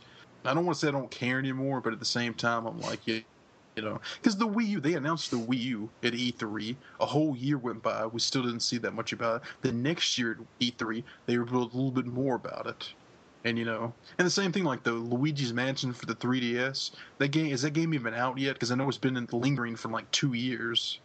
I mean, until these things actually happen, I just have, like I said, once I've embraced the retro, going back to it, I have a whole back catalog to keep me satisfied until then, and in most cases more satisfied. But so yeah, and plus it goes back to the other stuff. Like I would rather wait out the PS3 and the PS4 and just cherry pick the gems that have come out. I'm not that much of a current gamer. I still dabble, but I have no problem waiting until things drop or wait until I know something's definitely good. So anyway, that's me, Nick. What are your thoughts? As far as PS4, Peggy? Yeah, you're right. I don't want to hype myself up or anything. I'm just kind of waiting for. I'm curious. Did they make any announcements as far as the Vita? No, I don't think there were any Vita. There might have been some Vita related stuff, but I didn't really see. I didn't catch the live stream either. I just kind of see. That's where they need to focus more. I had class. Sorry. Oh no. Okay. Well, I was just saying I had class during it, so I just watched a like a live blog of it. Someone live blogging it during class on my iPod. So. So I don't know. I think they should really push using the Vita and the systems together. Because, like, the whole cross-play and being able to watch the screens... I mean, back to the PSP and the PS2. Like, if you want to market them together, but at the same time, like, if they could download an app or something, they could essentially have a PS3 using the Vita controller in a Wii U capacity. they've already got that. But instead, they could try to polish that up and try to make that work. Now that you mention it, though, I think they did sort of say that you could do that with your Vita. Yeah, I don't see what the harm of not trying. Well, yeah, now sure on the PS3, yes, you can use the Vita as a regular controller. But yeah, I mean, who's going to do that and waste the battery? Yeah. I mean, you can do it, but I'm talking about like the Wii U going that approach. Because they put that, it looked like they put that, not really a touch screen per se, but like the rear screen of the Vita on the new DualShock. And me personally, I hate that rear touch screen. I mean, it's just until some games really take advantage of it. Most of it's like a gimmick and it's a chore. Most people look, climbing ropes in Uncharted. Yeah. Just push up on the analog. You don't sit there and make this climbing rope motion because it gets old quick. You gotta stroke your Vita. Gotta. Yeah. I think that was a kind of an announcement that like you will be able to use your Vita or whatever the hell for your controller. I don't know. It was extremely disappointing. On multiple levels, not just what Sony did. I think Sony hit the points that they had to, and I think they did it well enough. I think they did it competently, but I don't think they really did it as well as they necessarily could have. In particular, they didn't even show what the system looked like. And I know it's kind of it might be bold, but they didn't announce a price point, and I guess that's fine. But I think a lot of people, I don't see what the problem is of releasing what the sort of pricing is going to be. Well, you got to take this. You got to take this into consideration. Crono is this economy. I mean, the PS3 when it first came out was like $600, $700, and people, especially this generation, ever since the PS2 and the PS1, the slim models, back to the top loader. People, well, not to the extent of the top loader, but now people know that the systems are going to get cheaper. They're going to have more memory, and they're going to be more, reliable over time. So why? There's no software to move the system, and that's what it's all about. There's nothing until they start announcing blockbusters. Yeah. People can wait it out. And granted, I would have waited. And I think another announcement. True. I think they announced that the Vita is not going to be dropped in North America. It's being dropped in Japan. Not dropped completely, price drop. I'm referring to. But like the Vita, I'm more a fan of this current generation's handhelds. Ever since back to the Game Boy Advance, PSP, DS, 3DS, all that stuff. I like the Vita. I jumped on board, and at first I really wasn't. Still I only have like 4 or 5 games. I really do enjoy it for what it is and what I get out of it. But at the same time, I really need this. But people that give it flack about being $250, it's the same thing. The 3DS was $250 at launch too. Then it had the price drop, and then the XL came out, and then there was no second analog. I think there's really no reason unless you're fanboys, and fanboys aren't going to be able to sustain that business, of just the launch anymore. I don't know. Yeah, I guess it was just I guess that was just wishful thinking on my part that there'd be a price drop. Did you hear I haven't heard a rumor. Yeah, I guess it's like 450-ish, 500. Everyone's sort of guessing. Everyone's guessing this getting around 450 or 500, which I think is probably a good estimation of what it will eventually be. I think that's a fair guess. They did show off some new IPs, which looked pretty interesting, I have to say. I mean, they also showed a new sequel for Infamous, which definitely was using pre-rendered cutscenes. It's definitely interesting, and I'm glad that they did show off new sort of game ideas that they have for it, which is good because I think that's really what this generation is desperately in need of, is something new. It might not necessarily be the most fresh idea, maybe, but like at least new something. We need something to freshen up the landscape a little bit, and I think they've gotten a little bit complacent. So, however, I mean, I'm with Pete on this one. Why is there no Last Guardian? Why is there no Last Guardian? There's no reason to me anymore that they're holding it back, because Team Eco has said that releasing information on it now is all in Sony's hands. It's not in their hands. It's all up to Sony. They're progressing with development, and they say that whenever Sony wants to release information, they can do so. Why they didn't here is very odd to me, as since the game's been, talked about for many years. And it was the same thing for me with Square Enix. Square Enix presentation at this conference was a joke. They went up there, they showed the trailer for their tech demo for the Luminous engine, which was shown at E3. Another guy came up there and said that he had something to announce, and the thing that he had to announce was that there would be a Final Fantasy game at E3, and that there would be more announcements to come at E3. And then they left. So where was Versus 13? Is Versus 13 this new Final Fantasy game that you're making? See, that's the thing. I mean, hopefully that game will get made, Crono. But at the same time, like keeping up with these E3s and everything, they just give you a little taste, and the taste is so stretched out, and it's not really anything coherent or even mentioned at all. So it's just, I just don't care anymore.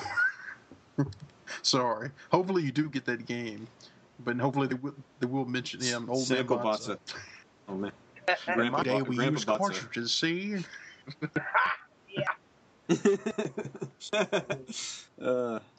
Yeah, I'm just okay. So I mentioned this on Hey Listen, but I've been supporting this group called Project Crystallis, who sort of taken a leaf out of Operation Rainfall's book. They have slightly different methods. Their idea is all they're trying to do is get information on Final Fantasy Versus 13, as well as the PSP game Final Fantasy Type 0, which is supposed to be being localized, but apparently. I guess there was a sort of a guidebook or something released in Japan about Type 0, and which is again a Final Fantasy game, there was supposed to be some sort of localization going on, but the game came out in I think last year in Japan, and there hasn't been any really word on it since then. But anyways, this group called Project Crystallis is all about getting information about localization and getting information about, just news on Versus 13, because we haven't really heard much of anything since like 2011 or something. So other than just that, it's still being made, guys. Don't worry about it. But it's like, it's hard not to really worry about it when we haven't seen anything on it in 2 years. So yeah, I hope it comes out too. I mean, I'm sure it will. I mean, the fact that they responded to a huge rumor that the game wasn't in development anymore, and said, no, it is in development, guys, calm down. And the fact that they've just poured so much time into this project, they can't not release it. So but it's looking more and more like it's probably going to be a PS4 release, which kind of sucks for me, because when that comes out on PS3, I would buy a PS3 the day that comes out. Like I would specifically save up for it. That's the reason. That's pretty much the chief reason I want one. So, but I don't know. I think they had the opportunity and they just botched it right there. I think they had the floor open to do something, and they just showed an old trailer and said there'd be more announcements to come at E3, which is really stupid. I don't know. I was disappointed with it overall. I didn't think there was really nothing for the PS4 really stood out for me. I mean, the fact that the thing's is not backwards compatible with. It's not going to be even backwards compatible with PS3 games. Oh wow, I didn't games. know that. Wow. No, yeah, it's not going to be backwards compatible. In a way, I'm kind of glad to hear that, because I can hold out even longer. Because, like I said, the PS3 is my main. I've still got my 60 gig I need to get fixed because it's got the yellow light. I've got the Model 2 now. Mainly a Blu-ray player. I got more Blu-rays than I do games. But at the same time, I got to hold on to, because still I don't feel the PS3, even though it's been out for a while, I don't think it's peaked yet. I mean, I think it's going to be like the PS. I think it'll be more successful in the afterlife than the PS2 was, because the PS2 kept trucking along for a while.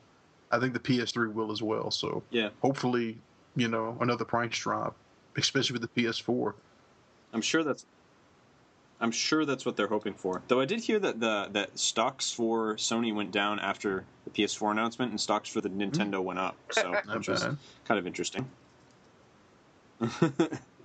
So apparently I wasn't alone in my kind of disappointment, but I don't know. Other people had some very positive things to say about it, so all the power to you. Glad you're excited. I wanted to be excited because I sure as hell was excited leading up to it, man. In that chat, in the Legend Gamers chat there for the live stream, I was just getting pumped, and I'm not even a Sony fan. And I was just getting really excited. I was like, man, if they announce Last Story, that'll be it. And then I was reading the live blog, and the guy was like talking about this.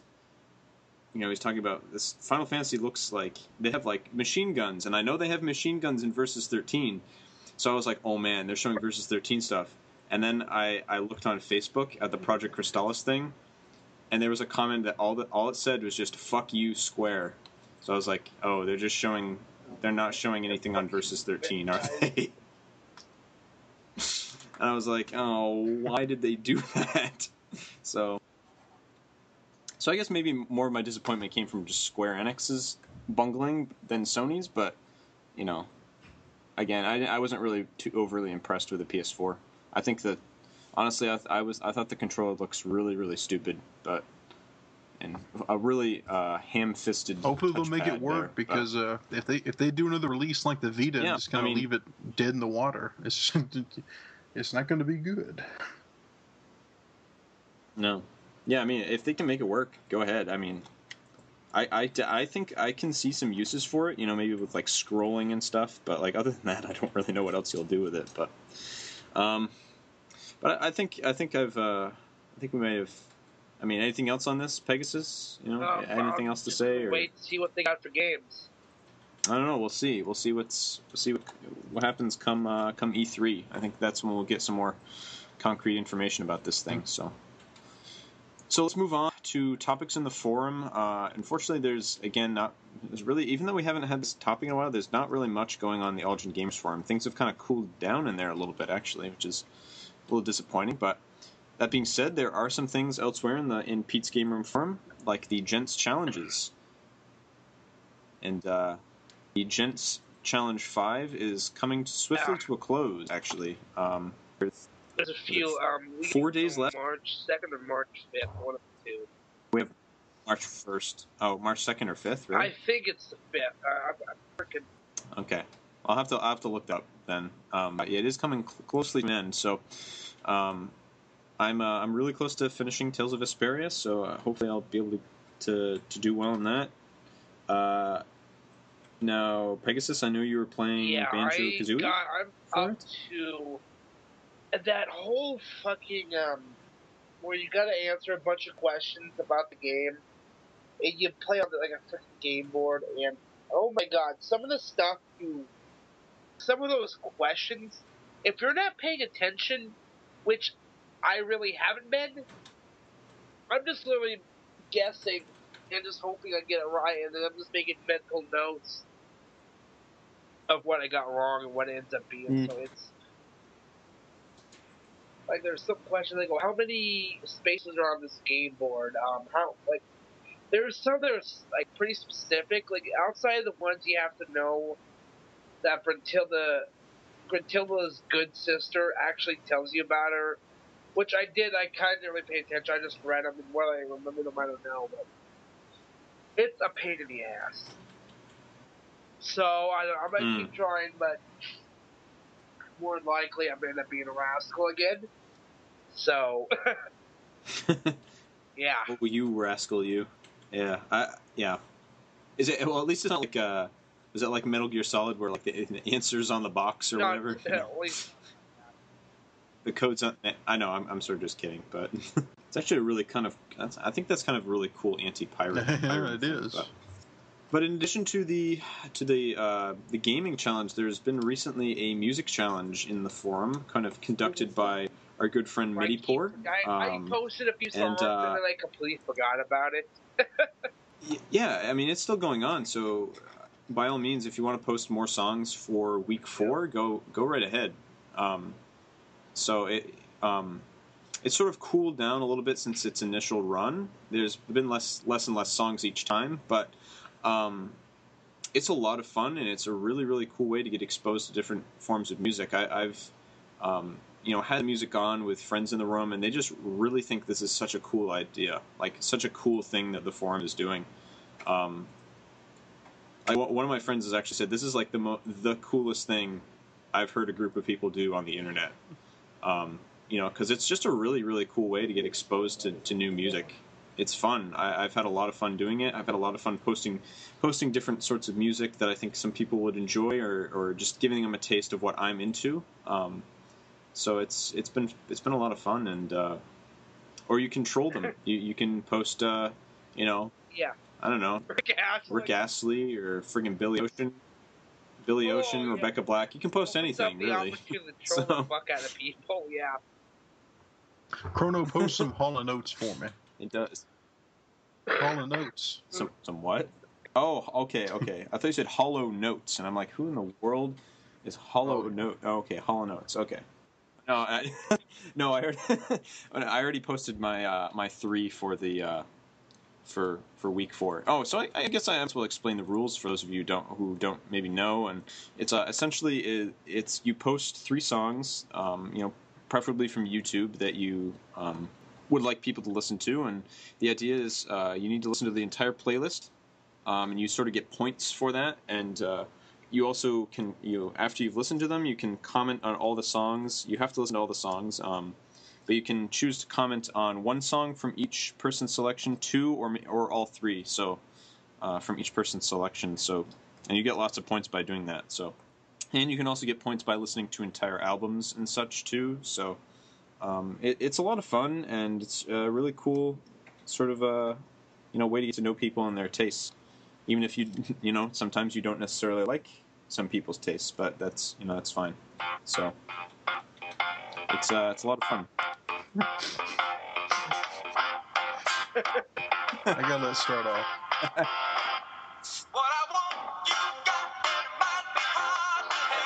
I don't see how you can't like Hall & Oates. Billy Ocean's good in the 80s, some of it is, but Hall & Oates is another beast altogether. If you don't like Hall & Oates, go eat you some oats, oats Waker cakes or whatever. Sit in the corner. Okay, so that's really great because my parents eat those like all the time. That's like that's like always what's in the cupboard at home. It's just like I'm telling you, just go in there with the boombox, play some Hall & Oates, at least spread some peanut butter on there and get a little crazy, See what happens. Nah.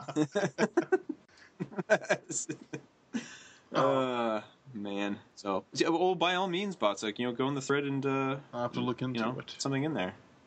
I know when that I know they were going through a Bjork phase at one point, so I'll have to look into it. That's the thing, is like, I don't know, another thing about the old community podcast, I don't stray too far from certain forums, so it took me for a while to even find out where the off topic was. While this gentleman's challenge and music and games, I didn't know where they were. So yeah, I didn't know where music was either at first, but yeah, it's in the off topic section. So yeah, so that's a lot of fun. I didn't see anything else on the forum really of note. I don't know if you guys did either. Anything else potentially? No, I think we've covered up enough news with all these announcements, plus our own washing the dirty laundry, so to speak. I said let's go into games we've been playing, because we haven't done that in like 5 months. That's right. We need to. Yeah, seriously. It's been an entire year since we've done games we've been playing, so might have a huge backlog. I'll go first real quick because it's very short because I've been busy. So, you cut out. He was getting fired up and then he just cut out. Okay, he's just gonna reset. So I guess we'll just go. Okay, this might be the time of the podcast. We're gonna think of popcorn, maybe something to drink. Yeah. Is it our resident Pete Dorr talking? I don't know. I've got quite a list myself. I might go on for a while. So start here. Probably just go start the Super Nintendo. I did pop in a little Donkey Kong Country. It's I'm like right in that ice level, the snow mountain world. I'm trying to get through that because I want to finish it because I had picked up Donkey Kong Country 2 on the Super Nintendo a while back, and I want to get onto that one. So there's really not much else to say. I mean, Donkey Kong Country, the game is just fucking amazing. Let's see. Yeah, really. I did play some more New Super Mario Brothers U, some more Mighty Switch 4s, and on the the Wii Wii U store or whatever. I don't know if it's still up, but I picked up Balloon Fight for 30 cents. Yeah, 30 cents. So Mm. I played a little bit of that. I played a little bit of that before the podcast. It's fun. Like I remember the balloon fight level in the Bobo's Big Adventure. It's cool. Yeah. It's just it's kind of joust like. It's probably the best way to compare it. Yeah, no, it's fun. I think I personally, well, I don't think I've ever played the original, but just from the Bobo's Big Adventure level, Yeah. I'm not very good at that game. So I can only guess I'm probably not very good at Joust either. But so I'm gonna go to 3DS, and I picked up a couple of games on the eShop. Metroid 2. I've been playing a little more of a Ninja Gaiden in Wario Land 2 because I actually did play and finish Super Mario Land 2 and Wario Land, Super Mario Land 3. And then I've been playing through Wario Land 2. Played a little Ninja Gaiden, like not too much of Ghosts and Goblins or Metroid 2. oh, Metroid 2 is I've played Metroid 2 only on an emulator. But man, that game is confusing. Everything looks exactly the same, and the map is just really I can't wrap my mind around it. The map in that game. Yeah, you really do. I think. Yeah, the game playing on the 3DS. Man, Clive had actually posted about this book, and then wait, is that what the hell? I'll pick it up, and it's got a really cool art style to it. It's got like I don't know the best way to explain it. It's got like a really, like, very sketch, like, actual, like, sketching. It's cool. Wait a minute. Was that him? Okay, he was coming back in the call, and they cut out again. Oh, Yeah. come on, really? We can tell him. I mean, it always does that at the beginning. But I'm sitting here kind of playing it right now, the Gunman Clive, and it's not very colorful. It's got a very, art style to it. Oh, yeah, we hear you. Shit. As long as you can hear me. Sorry. No, I haven't let. I felt bad. I haven't let Pegasus get full Gunman steam Clive, yet. No, I think I keep would going. pay like Keep going, Pegasus. $2 for it. And it's an indie game on the 3DS eShop, and it's actually pretty good. You're typically no running gunner, something like a Mega Man, but it's not. It doesn't have like that. It's not colorful. It's got a basic, very like tans and browns color scheme to it. Kind of hard to explain, I think, but it's fun. It's a cool little game for a couple of bucks on the eShop. Let's see, on the 360, as I already mentioned, Banjo-Kazooie. I actually picked up a Dragon's Lair. I think it went on sale for like $5. So I picked that up and made a playthrough of the game. And I think did you guys see my picture on Facebook when I took the picture of that achievement? Like, I have never seen a date-specific achievement. I think so, yeah. Yeah, that's very odd. So actually. I did, instead of, waiting around for June 19th to play it, I decided to, because you got to disconnect your 360 from Xbox Live, because you can't adjust the clock when it's connected online. So I did that, put the game in, played it, got the achievement, and went on my merry way. But, I think if you play the Dragons, you play it long enough, you know what's going to happen when in each different scene. So, and I think it's an arcade Connect title, so I don't know how the Connect plays into it. You probably do like crazy hand motions or whatever for like directions, and you probably like slash your hand forward or press forward or some garbage to use the sword or whatever. I don't know. I'm not very good at the arcade of Dragon's Lair because it's all just kind of memorization. But it is a really beautiful looking game though. It's cool. Oh yeah, no, definitely. Kudos to Don Bluth for that. I remember the first time I ever saw Dragon's Lair. Do you remember the game show Starcade? I remember seeing reruns. I don't think so. When G4 first started new as actual all video game programming. That was the first time I'd seen it. Probably soon, but I had actually had to play some Double Dragon Neon with a buddy of mine a few weeks ago. So we did a little bit of co-op on those, which was pretty fun. Got to do a little bit of pro-op on Double Dragon Neon, which was pretty fun. Still waiting on the online patch though, if they're ever going to do that. Oh, the game's No, is that game not compatible online? Yeah. Just like Scott Pilgrim, same thing. They've actually there is supposed to be a patch coming out for that, but they delayed it like 3 times. Again, Ubisoft. Come on, Ubisoft. Yeah. Get with the program. I did play some Street Fighter 4 with D-Bot 3 and Cliva. So I've been messing around with that online. I usually use Zangief. That's been my go-to character. I gotta give him a shout out because he loves the fact that I use Zangief. The guy really likes my channel, it's weird to be honest. Notice someone that actually likes the channel. I'm like, oh, cool. Oh yeah. Yeah. Positive words are definitely always.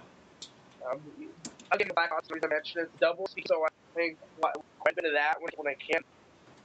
Just try to rank up faster. And a bit of stuff. There's the Capcom arcade cabinet on the Sega on PS3, but it's like $5.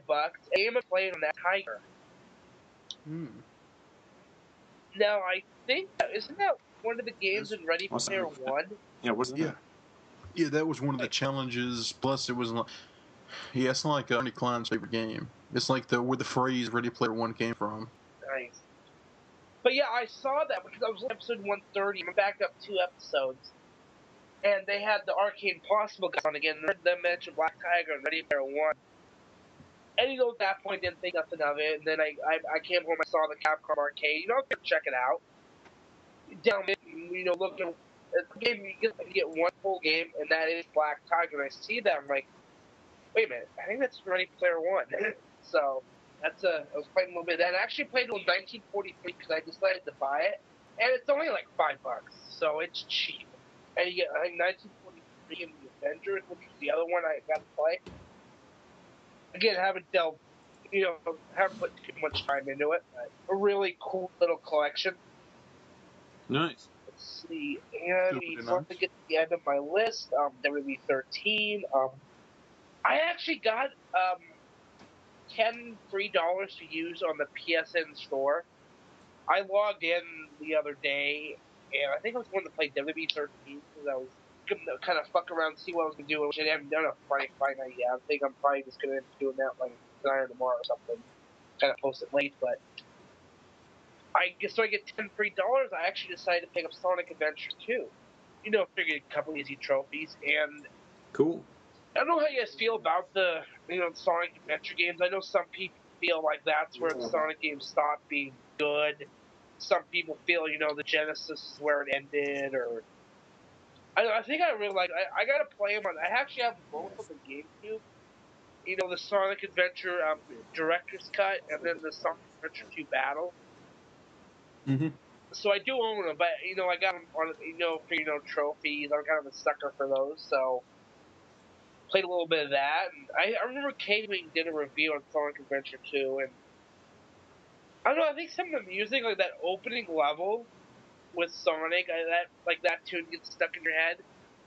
Oh yes, I love that song. I think Eggman's theme is another one that I remember. That one really stands out. Oh yeah, Eggman's theme in that game. I actually was mentioning it was probably last year sometime. A friend of mine had gotten into Sonic Generations. I was letting him play it. I'd mentioned that I'd never actually played Sonic Adventure 2. And my roommate had it, and he was like, "Here, play." And so I played through the first few levels, and it's a really great game. I was really enjoying it. So Eggman's theme's great. Man, Escape from the City. Man, everybody knows that theme, but man, I love that to death. I think the levels I don't know how you answer, but the Knuckles and Rouge levels where you gotta find the pieces of the Master Emerald, I hate those. I really do. I've spent upwards of a half hour on some levels trying to find these things. From what I played, I didn't really mind the Knuckles levels as much as I did the Tails ones. I thought the Tails ones were good, but they were just definitely a little clunky at times. So overall very quite a good game. I mean, definitely enjoy there's myself like quite a bit. some So. games out there were pretty hit or miss, or they really missed the mark. Sonic 06, but Yeah. that brings me to my last game, and Sly 4.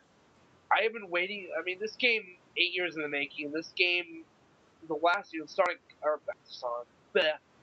3 came out in 2005.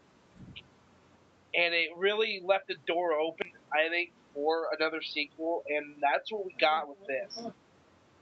So it pretty much picks up, like, right a few months, kind of right after Sly 3 had ended, with, Sly faking amnesia, and then everyone kind of going on their own way, and then basically the story is all of a sudden the pages of Thievius Raccoon just start going missing. Like, just start disappearing.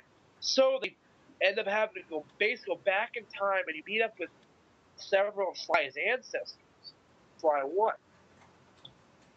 So and they all have their own play style. Like you have Tennessee Kid, he has the 6-shooter, and the levels are a lot of fun. It's basically what a Sly Cooper game should be, in art style, everything about it.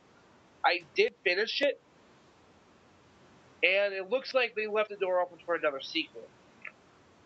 Not going to spoil anything, but hey, I'm definitely going to go back through and try and get all the trophies so I can platinum it. But yeah, right now I'm working on trying to get that platinum trophy on Ratchet & Clank, which is probably the biggest pain in the ass trophy I've ever tried going for. I'm almost at the end of this is my 4th or 5th playthrough of that game. Because the rate you collect bolts in it, wow. I think I mentioned before, I'm just ready to be over and just move on to the second one. But I'm looking at my list. I missed something. Walking Dead. I finished episode 3. I cut right at the beginning of episode 4. Yeah, episode 3 was a pretty long one. A lot of shit went down. So. Oh yeah, and yeah. I was last just because we got a bit of a spoiler here. Wait, no, Botza. How are you with that game? I'll go into it whenever I get to whenever I go into the games. Well, no, I mean whenever I go over the when games I've been playing, I'll mention it because. Well, how far are you in? Okay. You mean you haven't played it yet? Didn't you finish episode 3? No, last time we talked about it, we'd all finished 2. I was halfway through 3, and I think you guys had just finished 2. Have you beat it? You mean the Pegasus were 3? Whatever. I did finish episode 3. I'm right at the beginning of episode 4. We'll definitely if you want to get into some spoilers, we can. But that pretty much wraps up my Pete Door list. Crono, you want to go? Pedor. Yeah, sure. I guess I will. I realize I probably should have written this down because I've been playing quite a bit. It's kind of all over the board. So I guess I'll just start off with Tales of Vesperia because that's my Gents Challenge game, and making quite a bit of progress with that. I think I'm really close to the end of the game now. Most of my characters are up right around level 60. I've just done something sort of near end game-ish. So I know I'm not at the final dungeon yet, and I probably still have a little bit to go before that, but it's definitely winding down. The adventure's winding down, and it's just been an excellent game. I know I had a long discussion on the Hey Listen podcast. It was a brave Vesperian roundtable is sort of what we called it, and it was a lot of fun talking with Zach and Ari Lewis 2011, also known as Rusty, and it was a lot of fun doing that. So definitely give that a listen if you sort of want to hear some of my thoughts about the overall game, and maybe with some spoilers though. So if you're interested in the game, maybe not necessarily listening to it, but yeah, it was a lot of fun talking with those guys about it. So great game, really enjoying it. I'll be sad when it's done. I really will be. So okay. Let's see. I'll go into some other things now. I did this week. A big release came out from Konami. Metal Gear Rising: Vengeance, and I picked up the collector's edition. You got the cool ass lamp and everything. I did. I did. I got the quote unquote high you gotta tell me about how frequency you got plasma this, because lamp. I actually wanted it just for that lamp, but it was kind of pricey. So It's pricey. The lamp is awesome. I didn't really know. I thought it was just kind of like an LED thing, and then like a couple days before I got it, I saw like someone just like have a video of it on, and I didn't realize that it was one of those cool little plasma lamp things where like electricity is running all up and down inside it. Oh, the plasma is running up and down the side of it, kind of thing. Like those things you see in your science classrooms with the the clear thing, and then again the electricity is all sort of surrounding the edges and such. And man, that thing is just so cool. I'm really happy to have picked that up. I had pre-ordered it about a month ago, and again, we haven't really talked much about games we've been playing or pickups or anything. So I had it pre-ordered, and I just I went to the GameStop the day it came out and picked it up. And well, one thing I was kind of mad about was it was very strange because it was 11 o'clock. No, it was 1 o'clock on a Tuesday, and that place was ridiculously busy. I figured I think it must have been school vacation or something this week. It must have been down here or something, because there were a lot of people in there, and there's some kids in there too. So I'm assuming it had to have been school vacation, or else everyone's just cutting class for no reason. But some little kid just like stepped right in front of me, and I was like this close to just saying something to him, but I decided, I'm 21 years old. I've got better judgment now, and his parents might be around, so I'm just not going to say anything. So. But the kid kind of went up to the counter in front of me, and he kind of leaned over the counter. He like looked around, and he said very quietly to the guy something I didn't hear. And then the guy said, "I think October." And he's like, "Yeah, October." And so the kid just kind of like left after that. And then I was kind of wondering. I was like, wonder what he wanted to know. And I looked it up, and the only game that I could find that he would possibly be interested in. Around that time was Pokemon X. Was it X and Y? Yeah, Pokemon X and Y that are coming out in October. And I was kind of laughing because I was like, why? I was like, I'm assuming the reason he was like all quiet and covert about it is because he didn't want to be embarrassed because all the kids his age play Call of Duty. This kid was probably like 8, 9, 10 maybe. 10-year-old so I was like, man, be proud. Shit. And I was just like. I almost feel kind of bad for him after that because I was like, man, he shouldn't be ashamed of the fact that he likes Pokemon. I like Pokemon, so, I was a little amused by it at least. So, but anyways, yeah. So, this kid, the box this thing is in is kind of an elongated one. It's got to be tall so it can fit the lamp in it, and comes with a steelbook, the soundtrack, and of course the game. And it's I just looked at footage really of the nice. lamp Really on nice. YouTube, but yeah, I didn't know it was like that. And I had been tempted, but yeah, there's some on Amazon for $99 on PS3. So I'm thinking next week when I get paid, because I'm gonna buy the game anyway. If I'm gonna spend $60+ on it, might as well spend another $40 and get that badass lamp, because that's pretty good for the PS3 one. Because I shelled out $150. Yeah, for mine. It's on Amazon. Yeah, it's 100. I thought that was 150. It's supposed to be 150 across the board.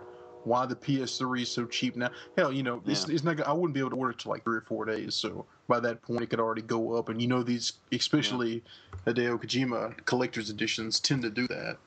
Well, let me ask you this, you want to be careful with the because this will Konami segue. I'll go ahead and say this now to not cut you off. But I'm surprised you got that and you didn't get the Kuni Wizards edition. And I'll say that because I'll admit, because in the past I did mention on the podcast the Nino starter. I try to get people to promote, to go into it, and I feel bad about it a little bit because the way they didn't fulfill those orders, which is bullshit. Especially, if you're going to make a limited edition, how many you're making, cut it off. When you're doing something unique like this and you're making as many as people pay for up front, it's just no excuse. It boggles my mind. But I was waiting around to see what rewards and perks would be added on. I didn't order it. I'm kind of glad I did now because probably would have gotten screwed because I would have waited till the week extension.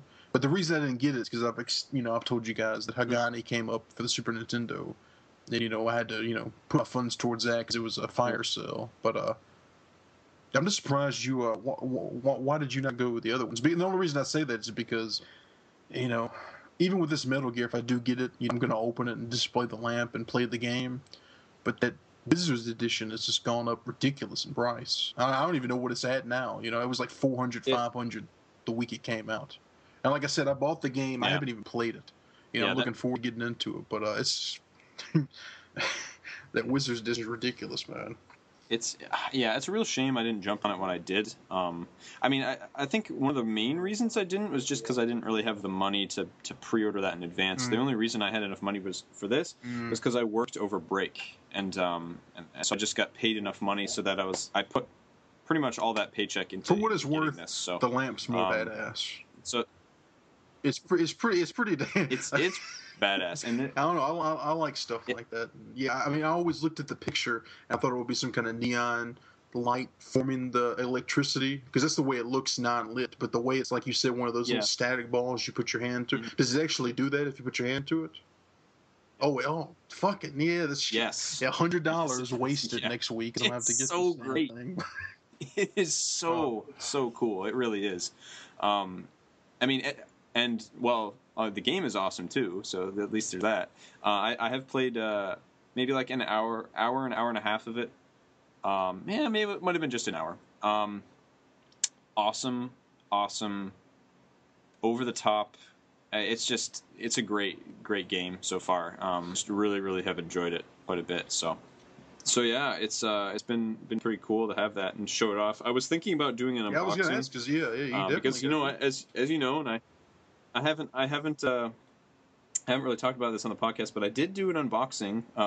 What I had a lot of fun with it was more of a kind of, I reviewed the Hyrule Historia, and then I did an unboxing of the Twilight Symphony album. So I had my roommate help out with that, which was a lot of fun. So I was really proud of the video that we made. So as for the discussion part where I'm just talking about the Historia and the soundtrack, I actually really just one take that. I didn't really need a script. I already kind of knew what I was going to talk about. So yeah, that was a lot of fun, and though we did have to rehearse the Jehovah's Witness part a few times. Yeah, I was going to say, I like that. And I don't think if you knew it or not, but you got to admit that there's some Clue influenced that a little bit, didn't it? Because I think he even says like the same build up to the Kingdom of Heaven. You know, like I forgot. I can't even remember its phrase. He says, "Hello, good sir." Or it's like, "Would you like to hear the message of the three goddesses?" And I was just like, "Ooh, sorry, but I'll take this though." Yeah. Hey, look, another timeline split. I was going to ask you about that, but I don't know if you've read it all. But especially on OKS this week, Holly talked in a good bit of detail about it. So hopefully, over time, you'll be able to try to make sense of things to me. Okay. Yeah, it's I mean, I got really in depth on the back when I was bigger into Game FAQs forums. I actually used to participate in the debates about the timeline of that, and got relatively chummy with people who were experts, with sort of quote unquote experts with it, and had done lots of research into it, and even though I have like a 200-page Word document on my computer, actually, all about sort of the timeline, all kinds of the intricacies of it and whatnot. And even though it's kind of, it's a little bit, it's outdated now because, again, there's 3 timelines, not 2, in the split. So, that sort of changes things a bit. But even though it's outdated, it still has a lot of really interesting insights, and it was a lot of fun, discussing that with people back in the day. So it can get a little confusing, though, definitely. So yeah, but yeah, Metal Gear Rising: Revengeance, love the game. The special edition is wicked awesome. Yeah, if you can find it, pick it up cheap. Definitely, quote unquote cheap. Definitely do so, because it's just super cool. And Another reason I didn't get the Ni no Kuni I'll tell one you is the I one don't thing have I a was PS3, disappointed so. about with that. Well, yeah, plus the lack of PS3 was a factor. I remember you saying that. The actual Wizards book, I wouldn't, it looks nice, but I was expecting it to be bigger. Like this, no, I wouldn't expect it to be as small. So that's a knock against it, but it's definitely cool. Yeah. And like I said, it goes back to, it just sucks that for something that they were taking pre-orders on to make that number, that people still got screwed out of it. So. Well, the one thing I thought, did you see No, I Andy's haven't yet. unboxing Only of one that? I've seen is Pete's. Okay, because I died listening to Andy's unboxing of that. It was absolutely brilliant. I'll link you guys to it later. It's just, I showed friends of mine and had them in stitches too. It was just so great. So okay, other than that, I was playing some Infinity Blade on the Nice. iOS again. I kind of had an itch to play that game again. I hadn't played in a while, and so getting along in that, and I started this thing called a negative bloodline, which I didn't know was possible until I was talking about it with a friend, and he sort of told me about it and how to do it. So that's been fun, and getting back into that again. Been they also had Plants vs Zombies was free, so I picked that up a couple days ago, and I actually just started playing it a little today, and having a lot of fun with that. Let's see, playing Final Fantasy II on the Dawn of Souls compilation. I don't know if I talked about this in the podcast yet, but it's kind of my goal, maybe a little bit inspired by Project Crystallis, to sort of play through as many Final Fantasy games as I can, in this year, and well, eventually I want to play all of them. But the big thing about Project Crystallis is that they have a thing called Project Playthrough, and the idea is that they're streaming they stream every day for a good 15, 16 hours at least. I'd say they have like 5 or 6 different streamers, and they're trying to 100% their way through as many Square Enix games as they can. Oh shit. So it's kind of a big deal. So yeah, they've been making their way through that. They've been playing. One guy's trying to 100% Final Fantasy 12 right now. I think he might be even streaming as we speak. And while they're doing this, they have a lot of really interesting ideas of how to sort of promote their campaign. So so essentially they're wanting donations for.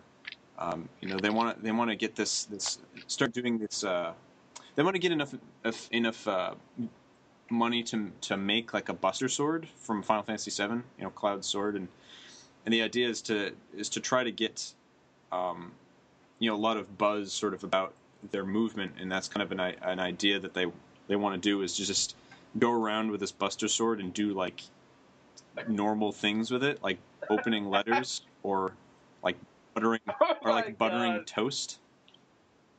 Like, and they just want to do like really crazy stuff with it and try to spread the word in as many ways as possible. I know they have 5,000 supporters now. I mean, they have a lot of people backing the support. 5,000 likes on Facebook. They have a petition. I know they got the voice actors of Neil and Fang from Final Fantasy 13 to sort of come on and talk about the movement, and they sort of are backing the movement. And I know they have another voice actor who's done some stuff in the Dissidia games. I know they're going to have him on sometime in the near future, and so it's really exciting to be part of fan movements like this, and it's a lot of fun. So to get to know people, and they stream on Twitch, so it's definitely a lot of fun, and the people are entertaining to say the least. So yeah, I've been playing some Final Fantasy 2. I was playing some Soul Calibur 2 a few weeks ago. Just kind of had the itching to play that again and do a lot of unlocks and that, because me and a friend just kind of felt like playing it again. So I just decided to play the single player in that for a while and had fun with that. I think I'm done with that for now though. So it's been fun. And I didn't talk about this. I actually picked up Resident Evil 6 recently for $20 at Target. So I just kind of happened upon it. I was looking around for maybe some DS games or something, or just something maybe a sale or something they had, and I was just about to leave, and then I noticed that Resident Evil 6 was on sale for $20. So I was like, you know what? I'm picking that up. Nice. So It's not for $20. Yes, it's happy not to get that bad. yeah, $20 new, Yeah. especially. That's what I thought it was pretty cool. So yeah, I picked that up, and I'll definitely get into that after Vesperia and Metal Gear Rising. So definitely looking forward to getting into that. Just do me a favor. Every time you play, just take a good look at that logo. Yeah, at the giraffe. Oh God. I'm looking at it right now as we speak. I just took it down. Hey, we were talking about romance. Yes. Image stuck in my head. Yeah, we were talking about romance and Valentine's Day earlier. I posted an image I found on Google Images of. I don't know if anybody saw it, but it was pretty. It wasn't graphic, but it basically spelled out the logo of the Giraffe Man hybrid, and it got flagged. And I'll give a shout out to Dodo for because he called it, and yeah, I actually got flagged and suspended from Facebook for a short while due to that. Who he did? I did. You did. Because I posted the image on there, so. Oh. That's pretty funny, actually. Yeah, I saw that, and I showed a friend to know, so he would see mine as well. So, I think the internet's dying. Are you back? I hear Robo Botza, or I heard Robo Nick. You back? You there? There we go. Okay, I think we're. I think Botza is beginning his transformation into a robot. Shit. We got Raiden over there. I think he's cyborg. Okay, well he he hung up. I don't know if he'll be back. Wow, that was weird. Just did strange things. Okay, let's try to get him back on. Hello. Wait, Nick, are you there? I'm here, yeah. Okay, you stopped. You stopped going. I'm trying to think of just. You stopped. Whoa.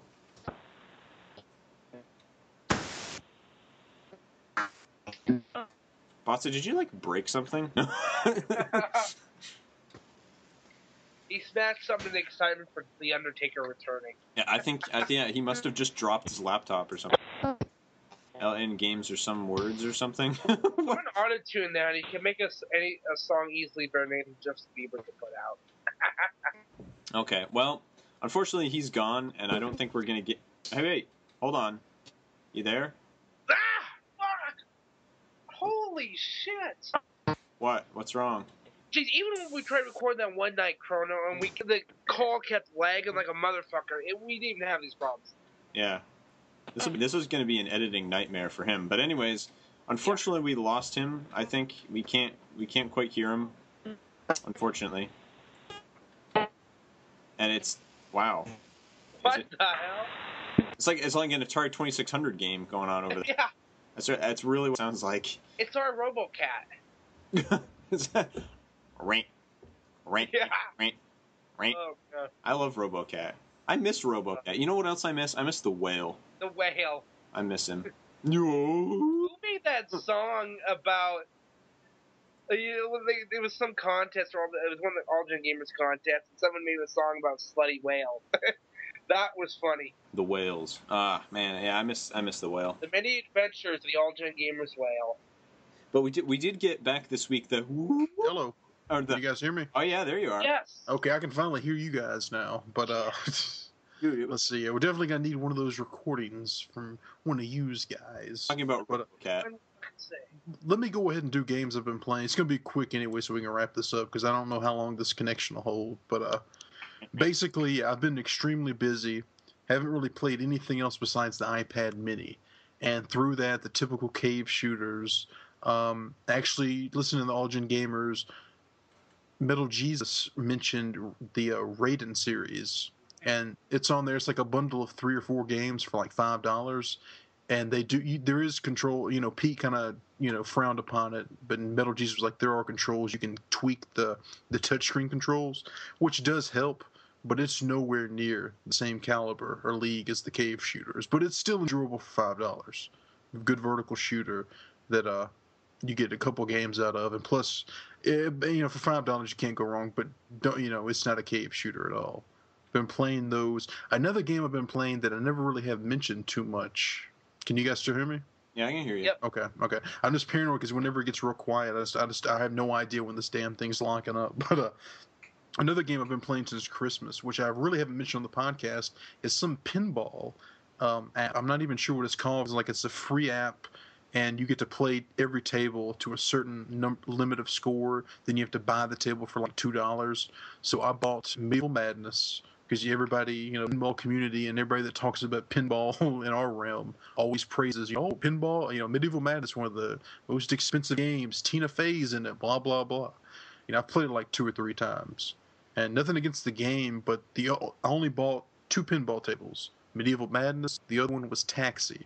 Anybody familiar with Spider 1A, Chris Bushi, his pinball series, knows that Taxi is tugs his heartstrings. I'll steal his words, but definitely, and that's one of those games I played, and it's easily my favorite pinball game. And just to know the pick up passengers, know how the table works, it's something about it. I literally can't stop playing it. And like a emulation pinball table is actually so fun. I really look forward to actually playing the legit table one day. But it's just as far as handheld goes, it's actually pretty fine. I actually wanted to say this before one of those, but Walking Dead, unfortunately, I haven't even beaten Chapter 3. The reasoning is, and let me see if it's still in the chat. No, it's not. Type it again, because I had to re-log in. Hold on 1 second, let me type this. Mm-hmm. This'll be the spoilers, I can't say on the Okay. Okay. Did you get that? Yes. Okay, Yep. So basically I played through the game, that happened, and I played for like another 15 minutes, and then I was like, oh, I gotta go. I quit, wanted to pick it up and play it. A couple days pass, I pick it up to play it. I have to do all of that over again. Oh my gosh. And I was like, no. It was like, oh, I can't go through that again. I was just like, what the fuck? And I had to get in the mindset, and I was like, nah, I'll just wait and play stuff. So, I would. Well, if Mike wouldn't have been able to go through that, yeah, that too. That was heavy stuff. That too. And I was like, okay, well, I'll catch up on Back to the Future. And I went to play Back to the Future, the first episode, and I haven't even gone back in time yet. I'm just now in DeLorean, and I'm like, oh, I've already played this 3 times, and I'll just, the Telltale games are good, but I got to take a break till I get back into them. But Pegasus, what were you gonna say about Walking Dead? I was gonna ask if, I kind of wanted to ask so you obviously got past that big decision where you, and this is sports. I don't really want to discuss this, but did you guys? My way or the highway? There you go. I don't know if that answers it for you, but I don't know if that or not. I'm not sure what that meant. Figure out how to bring this up. Well, there's a decision where you have to either let someone come with you or leave them, and it's one of the people in your party, and let's just say she did something to one of the others. I left him. Since we're already, I left too. Left ass. Left. I'll edit that. That was my my favorite character that thing happened to. Really, and I was like, no, you're gone. Yeah, after they pulled that shit. I did the same thing. Mm-hmm. It'll be interesting to play it again. But you got to at that point, shit. It's ridiculous. But anyway, I don't want to go too much into sports. But yeah, you guys know, I had to, basically when I booted it up again, it was like right at that thing, you got to go through that, what is typed, you got to go through that again. And I was like, nah. Yeah. So I need to pick that back up. So here's to go through the first time. Here, let me say this, because I just looked it up on the App Store. Both of you right now, because Nick, you got an iPod Touch, right? And I did. I lost the thing over Christmas. Oh. Yeah. Well, Crono, you got an iOS somewhere. Download Gridlee. Gridlee. Gridlee. And what this is like an unreleased arcade game from the 80s. But more importantly, it's a MAME emulator. And, back I had sold my original iPod out. I sold my original iPad when the original iMAME came out. Remember, it was released and it got pulled shortly. Right. And people like Jumble Junkie and Pete Dorr, Metal Jesus, they still have it on theirs, but you can't get it anymore. Gridley's been up for over a month, and it's just this. You have to basically download it. Okay, I actually did download that onto just off of my computer through iTunes and everything, so I have it.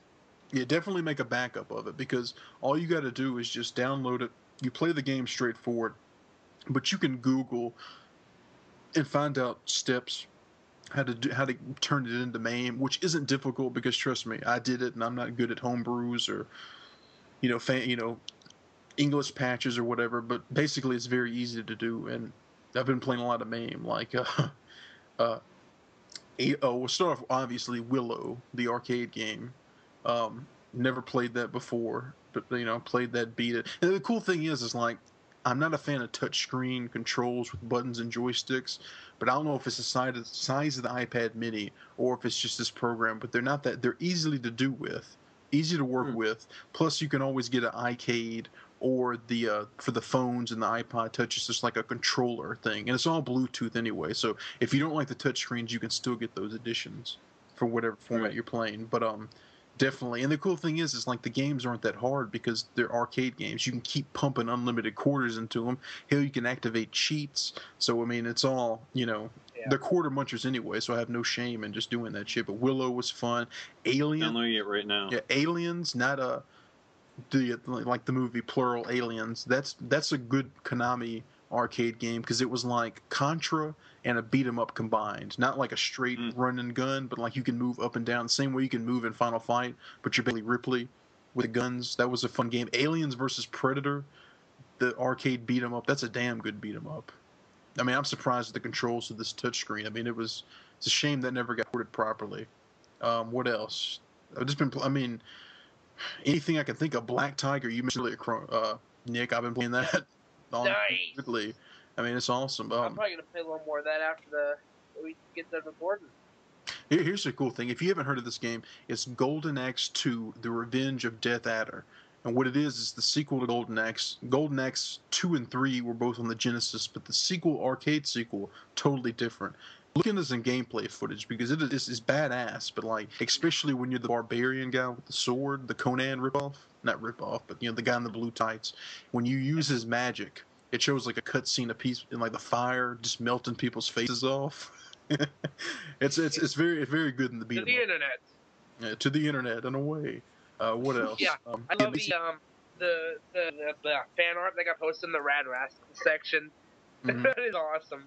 It's to the internet. And I mean, I could keep naming games. Oh, Michael Jackson's Moonwalker, the arcade game, not the Genesis. Two totally different games. Arcade game, I like it because, like I said, there's no, even if the controls are fine, but like even if it's too difficult, it doesn't matter because you just keep popping quarters in. So it's been very satisfying to go back and play these games. Like Amazing Spider-Man was a beat 'em up by Sega. I saw it once in arcades, and I didn't get to. I wanted to play it so bad, but it was crowded and I had to leave. I was really young. This was before Street Fighter 2 took off, and I always remember Venom growing up and there being like a water tower, and now being able to play that, because it never got ported. That's cool. But here's the main thing I want to close with. It's a little game called Osman, Osman. What it is, it's the spiritual sequel to Strider. It's a Japan-only arcade game, and it was released in '96. The same creator of Strider basically made this, and it's a pretty damn good game. And it's got better controls, especially, I talked to Zaven about the chunky, as I like to put it. Zavin. Zavin, is what I said. Oh, it's like, why does he keep repeating Zavin? Well, no, the chunky controls. I was going to say, even with the touchscreen with this, they're not that bad. But, yeah, definitely. Anybody that can get Gridley, get it while it's still up. But since it's been up so long, I don't know what the deal is. There have been numerous news stories about it being, that disguised MAME emulator, but it's still up. And the way I found out about it was somebody posted it on the forums on All Gen Gamers. So I can't think of the name right now, but definitely thank you, because I've been disappointed, especially with my pick up and play mentality and in save states and all that. Yeah. So Crono, definitely download it now. I did. I'm right currently in the process of doing that. Nice. And then if you need to, if you need to, look into buying the Bluetooth controller, because I know they've got like a control that you fit your device in. It's like a portable, but either way, with the Bluetooth. So definitely get into that. So very cool. But yeah, Ni no Kuni, I've still got to get into that, and Metal Gear Rising, I'll probably play through that first when I do get it, and have time to sit down and think. And here's the other thing I'll close with, because I made a funny Facebook post about this because, again, everybody last Wednesday or Thursday or whenever it was, or this week, not last, but when everybody was concerned about the PS4 press conference, what's Sony gonna say, what blah blah blah, you know, like most collectors, I have a bad habit of looking on eBay, and for stuff I don't really need, but I would throw money at. And one of those items is a boxed Model 1 Sega Genesis, the Altered Beast pack-in. The one I had, the one my cousins had growing up. I'd always like to get one of those good condition, but I don't want to pay more than like $100 for it, 150 tops, depending on the condition. I don't need that at all, but I would like to have it. Just a brand new, nice Model 1 Genesis. But anyway, looking through that on eBay, I found a modded Model 1 S-Video Sega Genesis. Fuck yeah. Yeah, for like $60, I think it was like close to a little over 70 shipped, and I just took the plunge on it because, like I said, I was gonna get Colonial Marines, but I was like, I'll just wait for it to drop in price. This is like the price of the game, so yeah, I'm definitely looking forward to that. Oh yeah, I did see your post about that. I didn't like it, so I didn't see it. But is there anything else we need to cover this evening? I don't think so. I think that's it. We had a really full full discussion, man. It was like what, good 3 hours, I'd say. Yeah.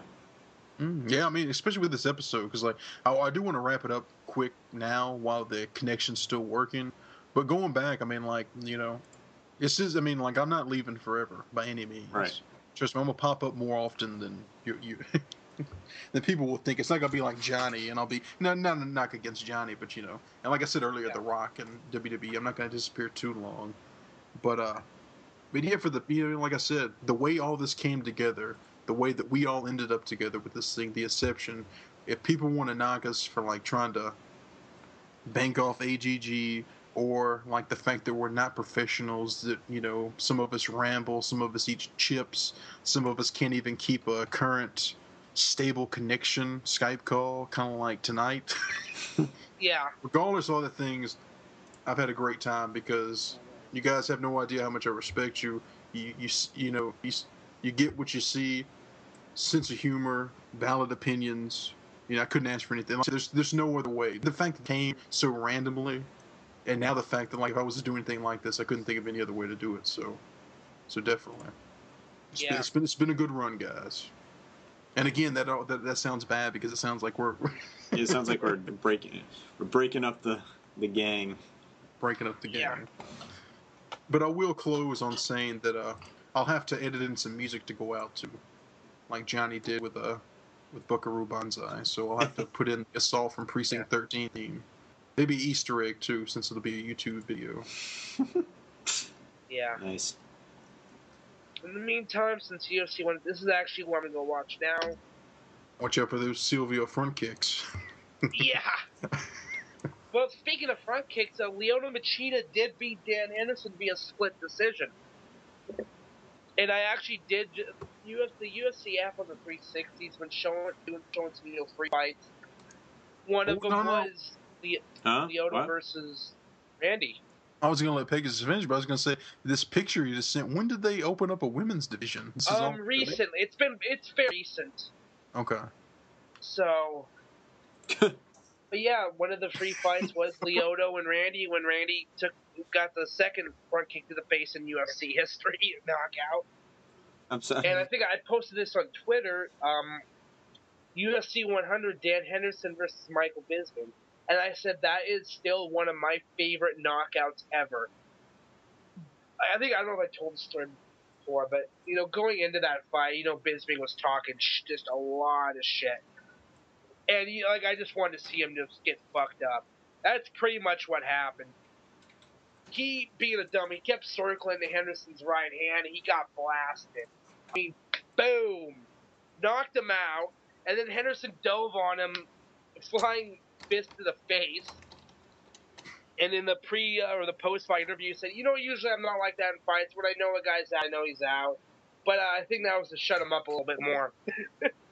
Hey, Pegasus, have you ever seen the movie Friday with Chris Tucker and Ice Cube? Basically, oh, you haven't? Okay. Well, sounds like another required watching for Botza. Possibly. I mean, I like it. It's definitely good. How High is another classic. But let me I'll post it to your Facebook. There's a clip I want. There's basically whenever you see a knockout, I want you to think of Chris Tucker saying this. Anybody listening that knows seen the movie knows what I'm talking about, and anybody that hasn't, you have to watch it or look at Nick's Facebook. But either way, Crono, while the connection's still stable. The connection is still stable. Well, the users will continue on, and we'll see you in weeks to come. So. Until next time, this is Chrono Link 9 saying end of line.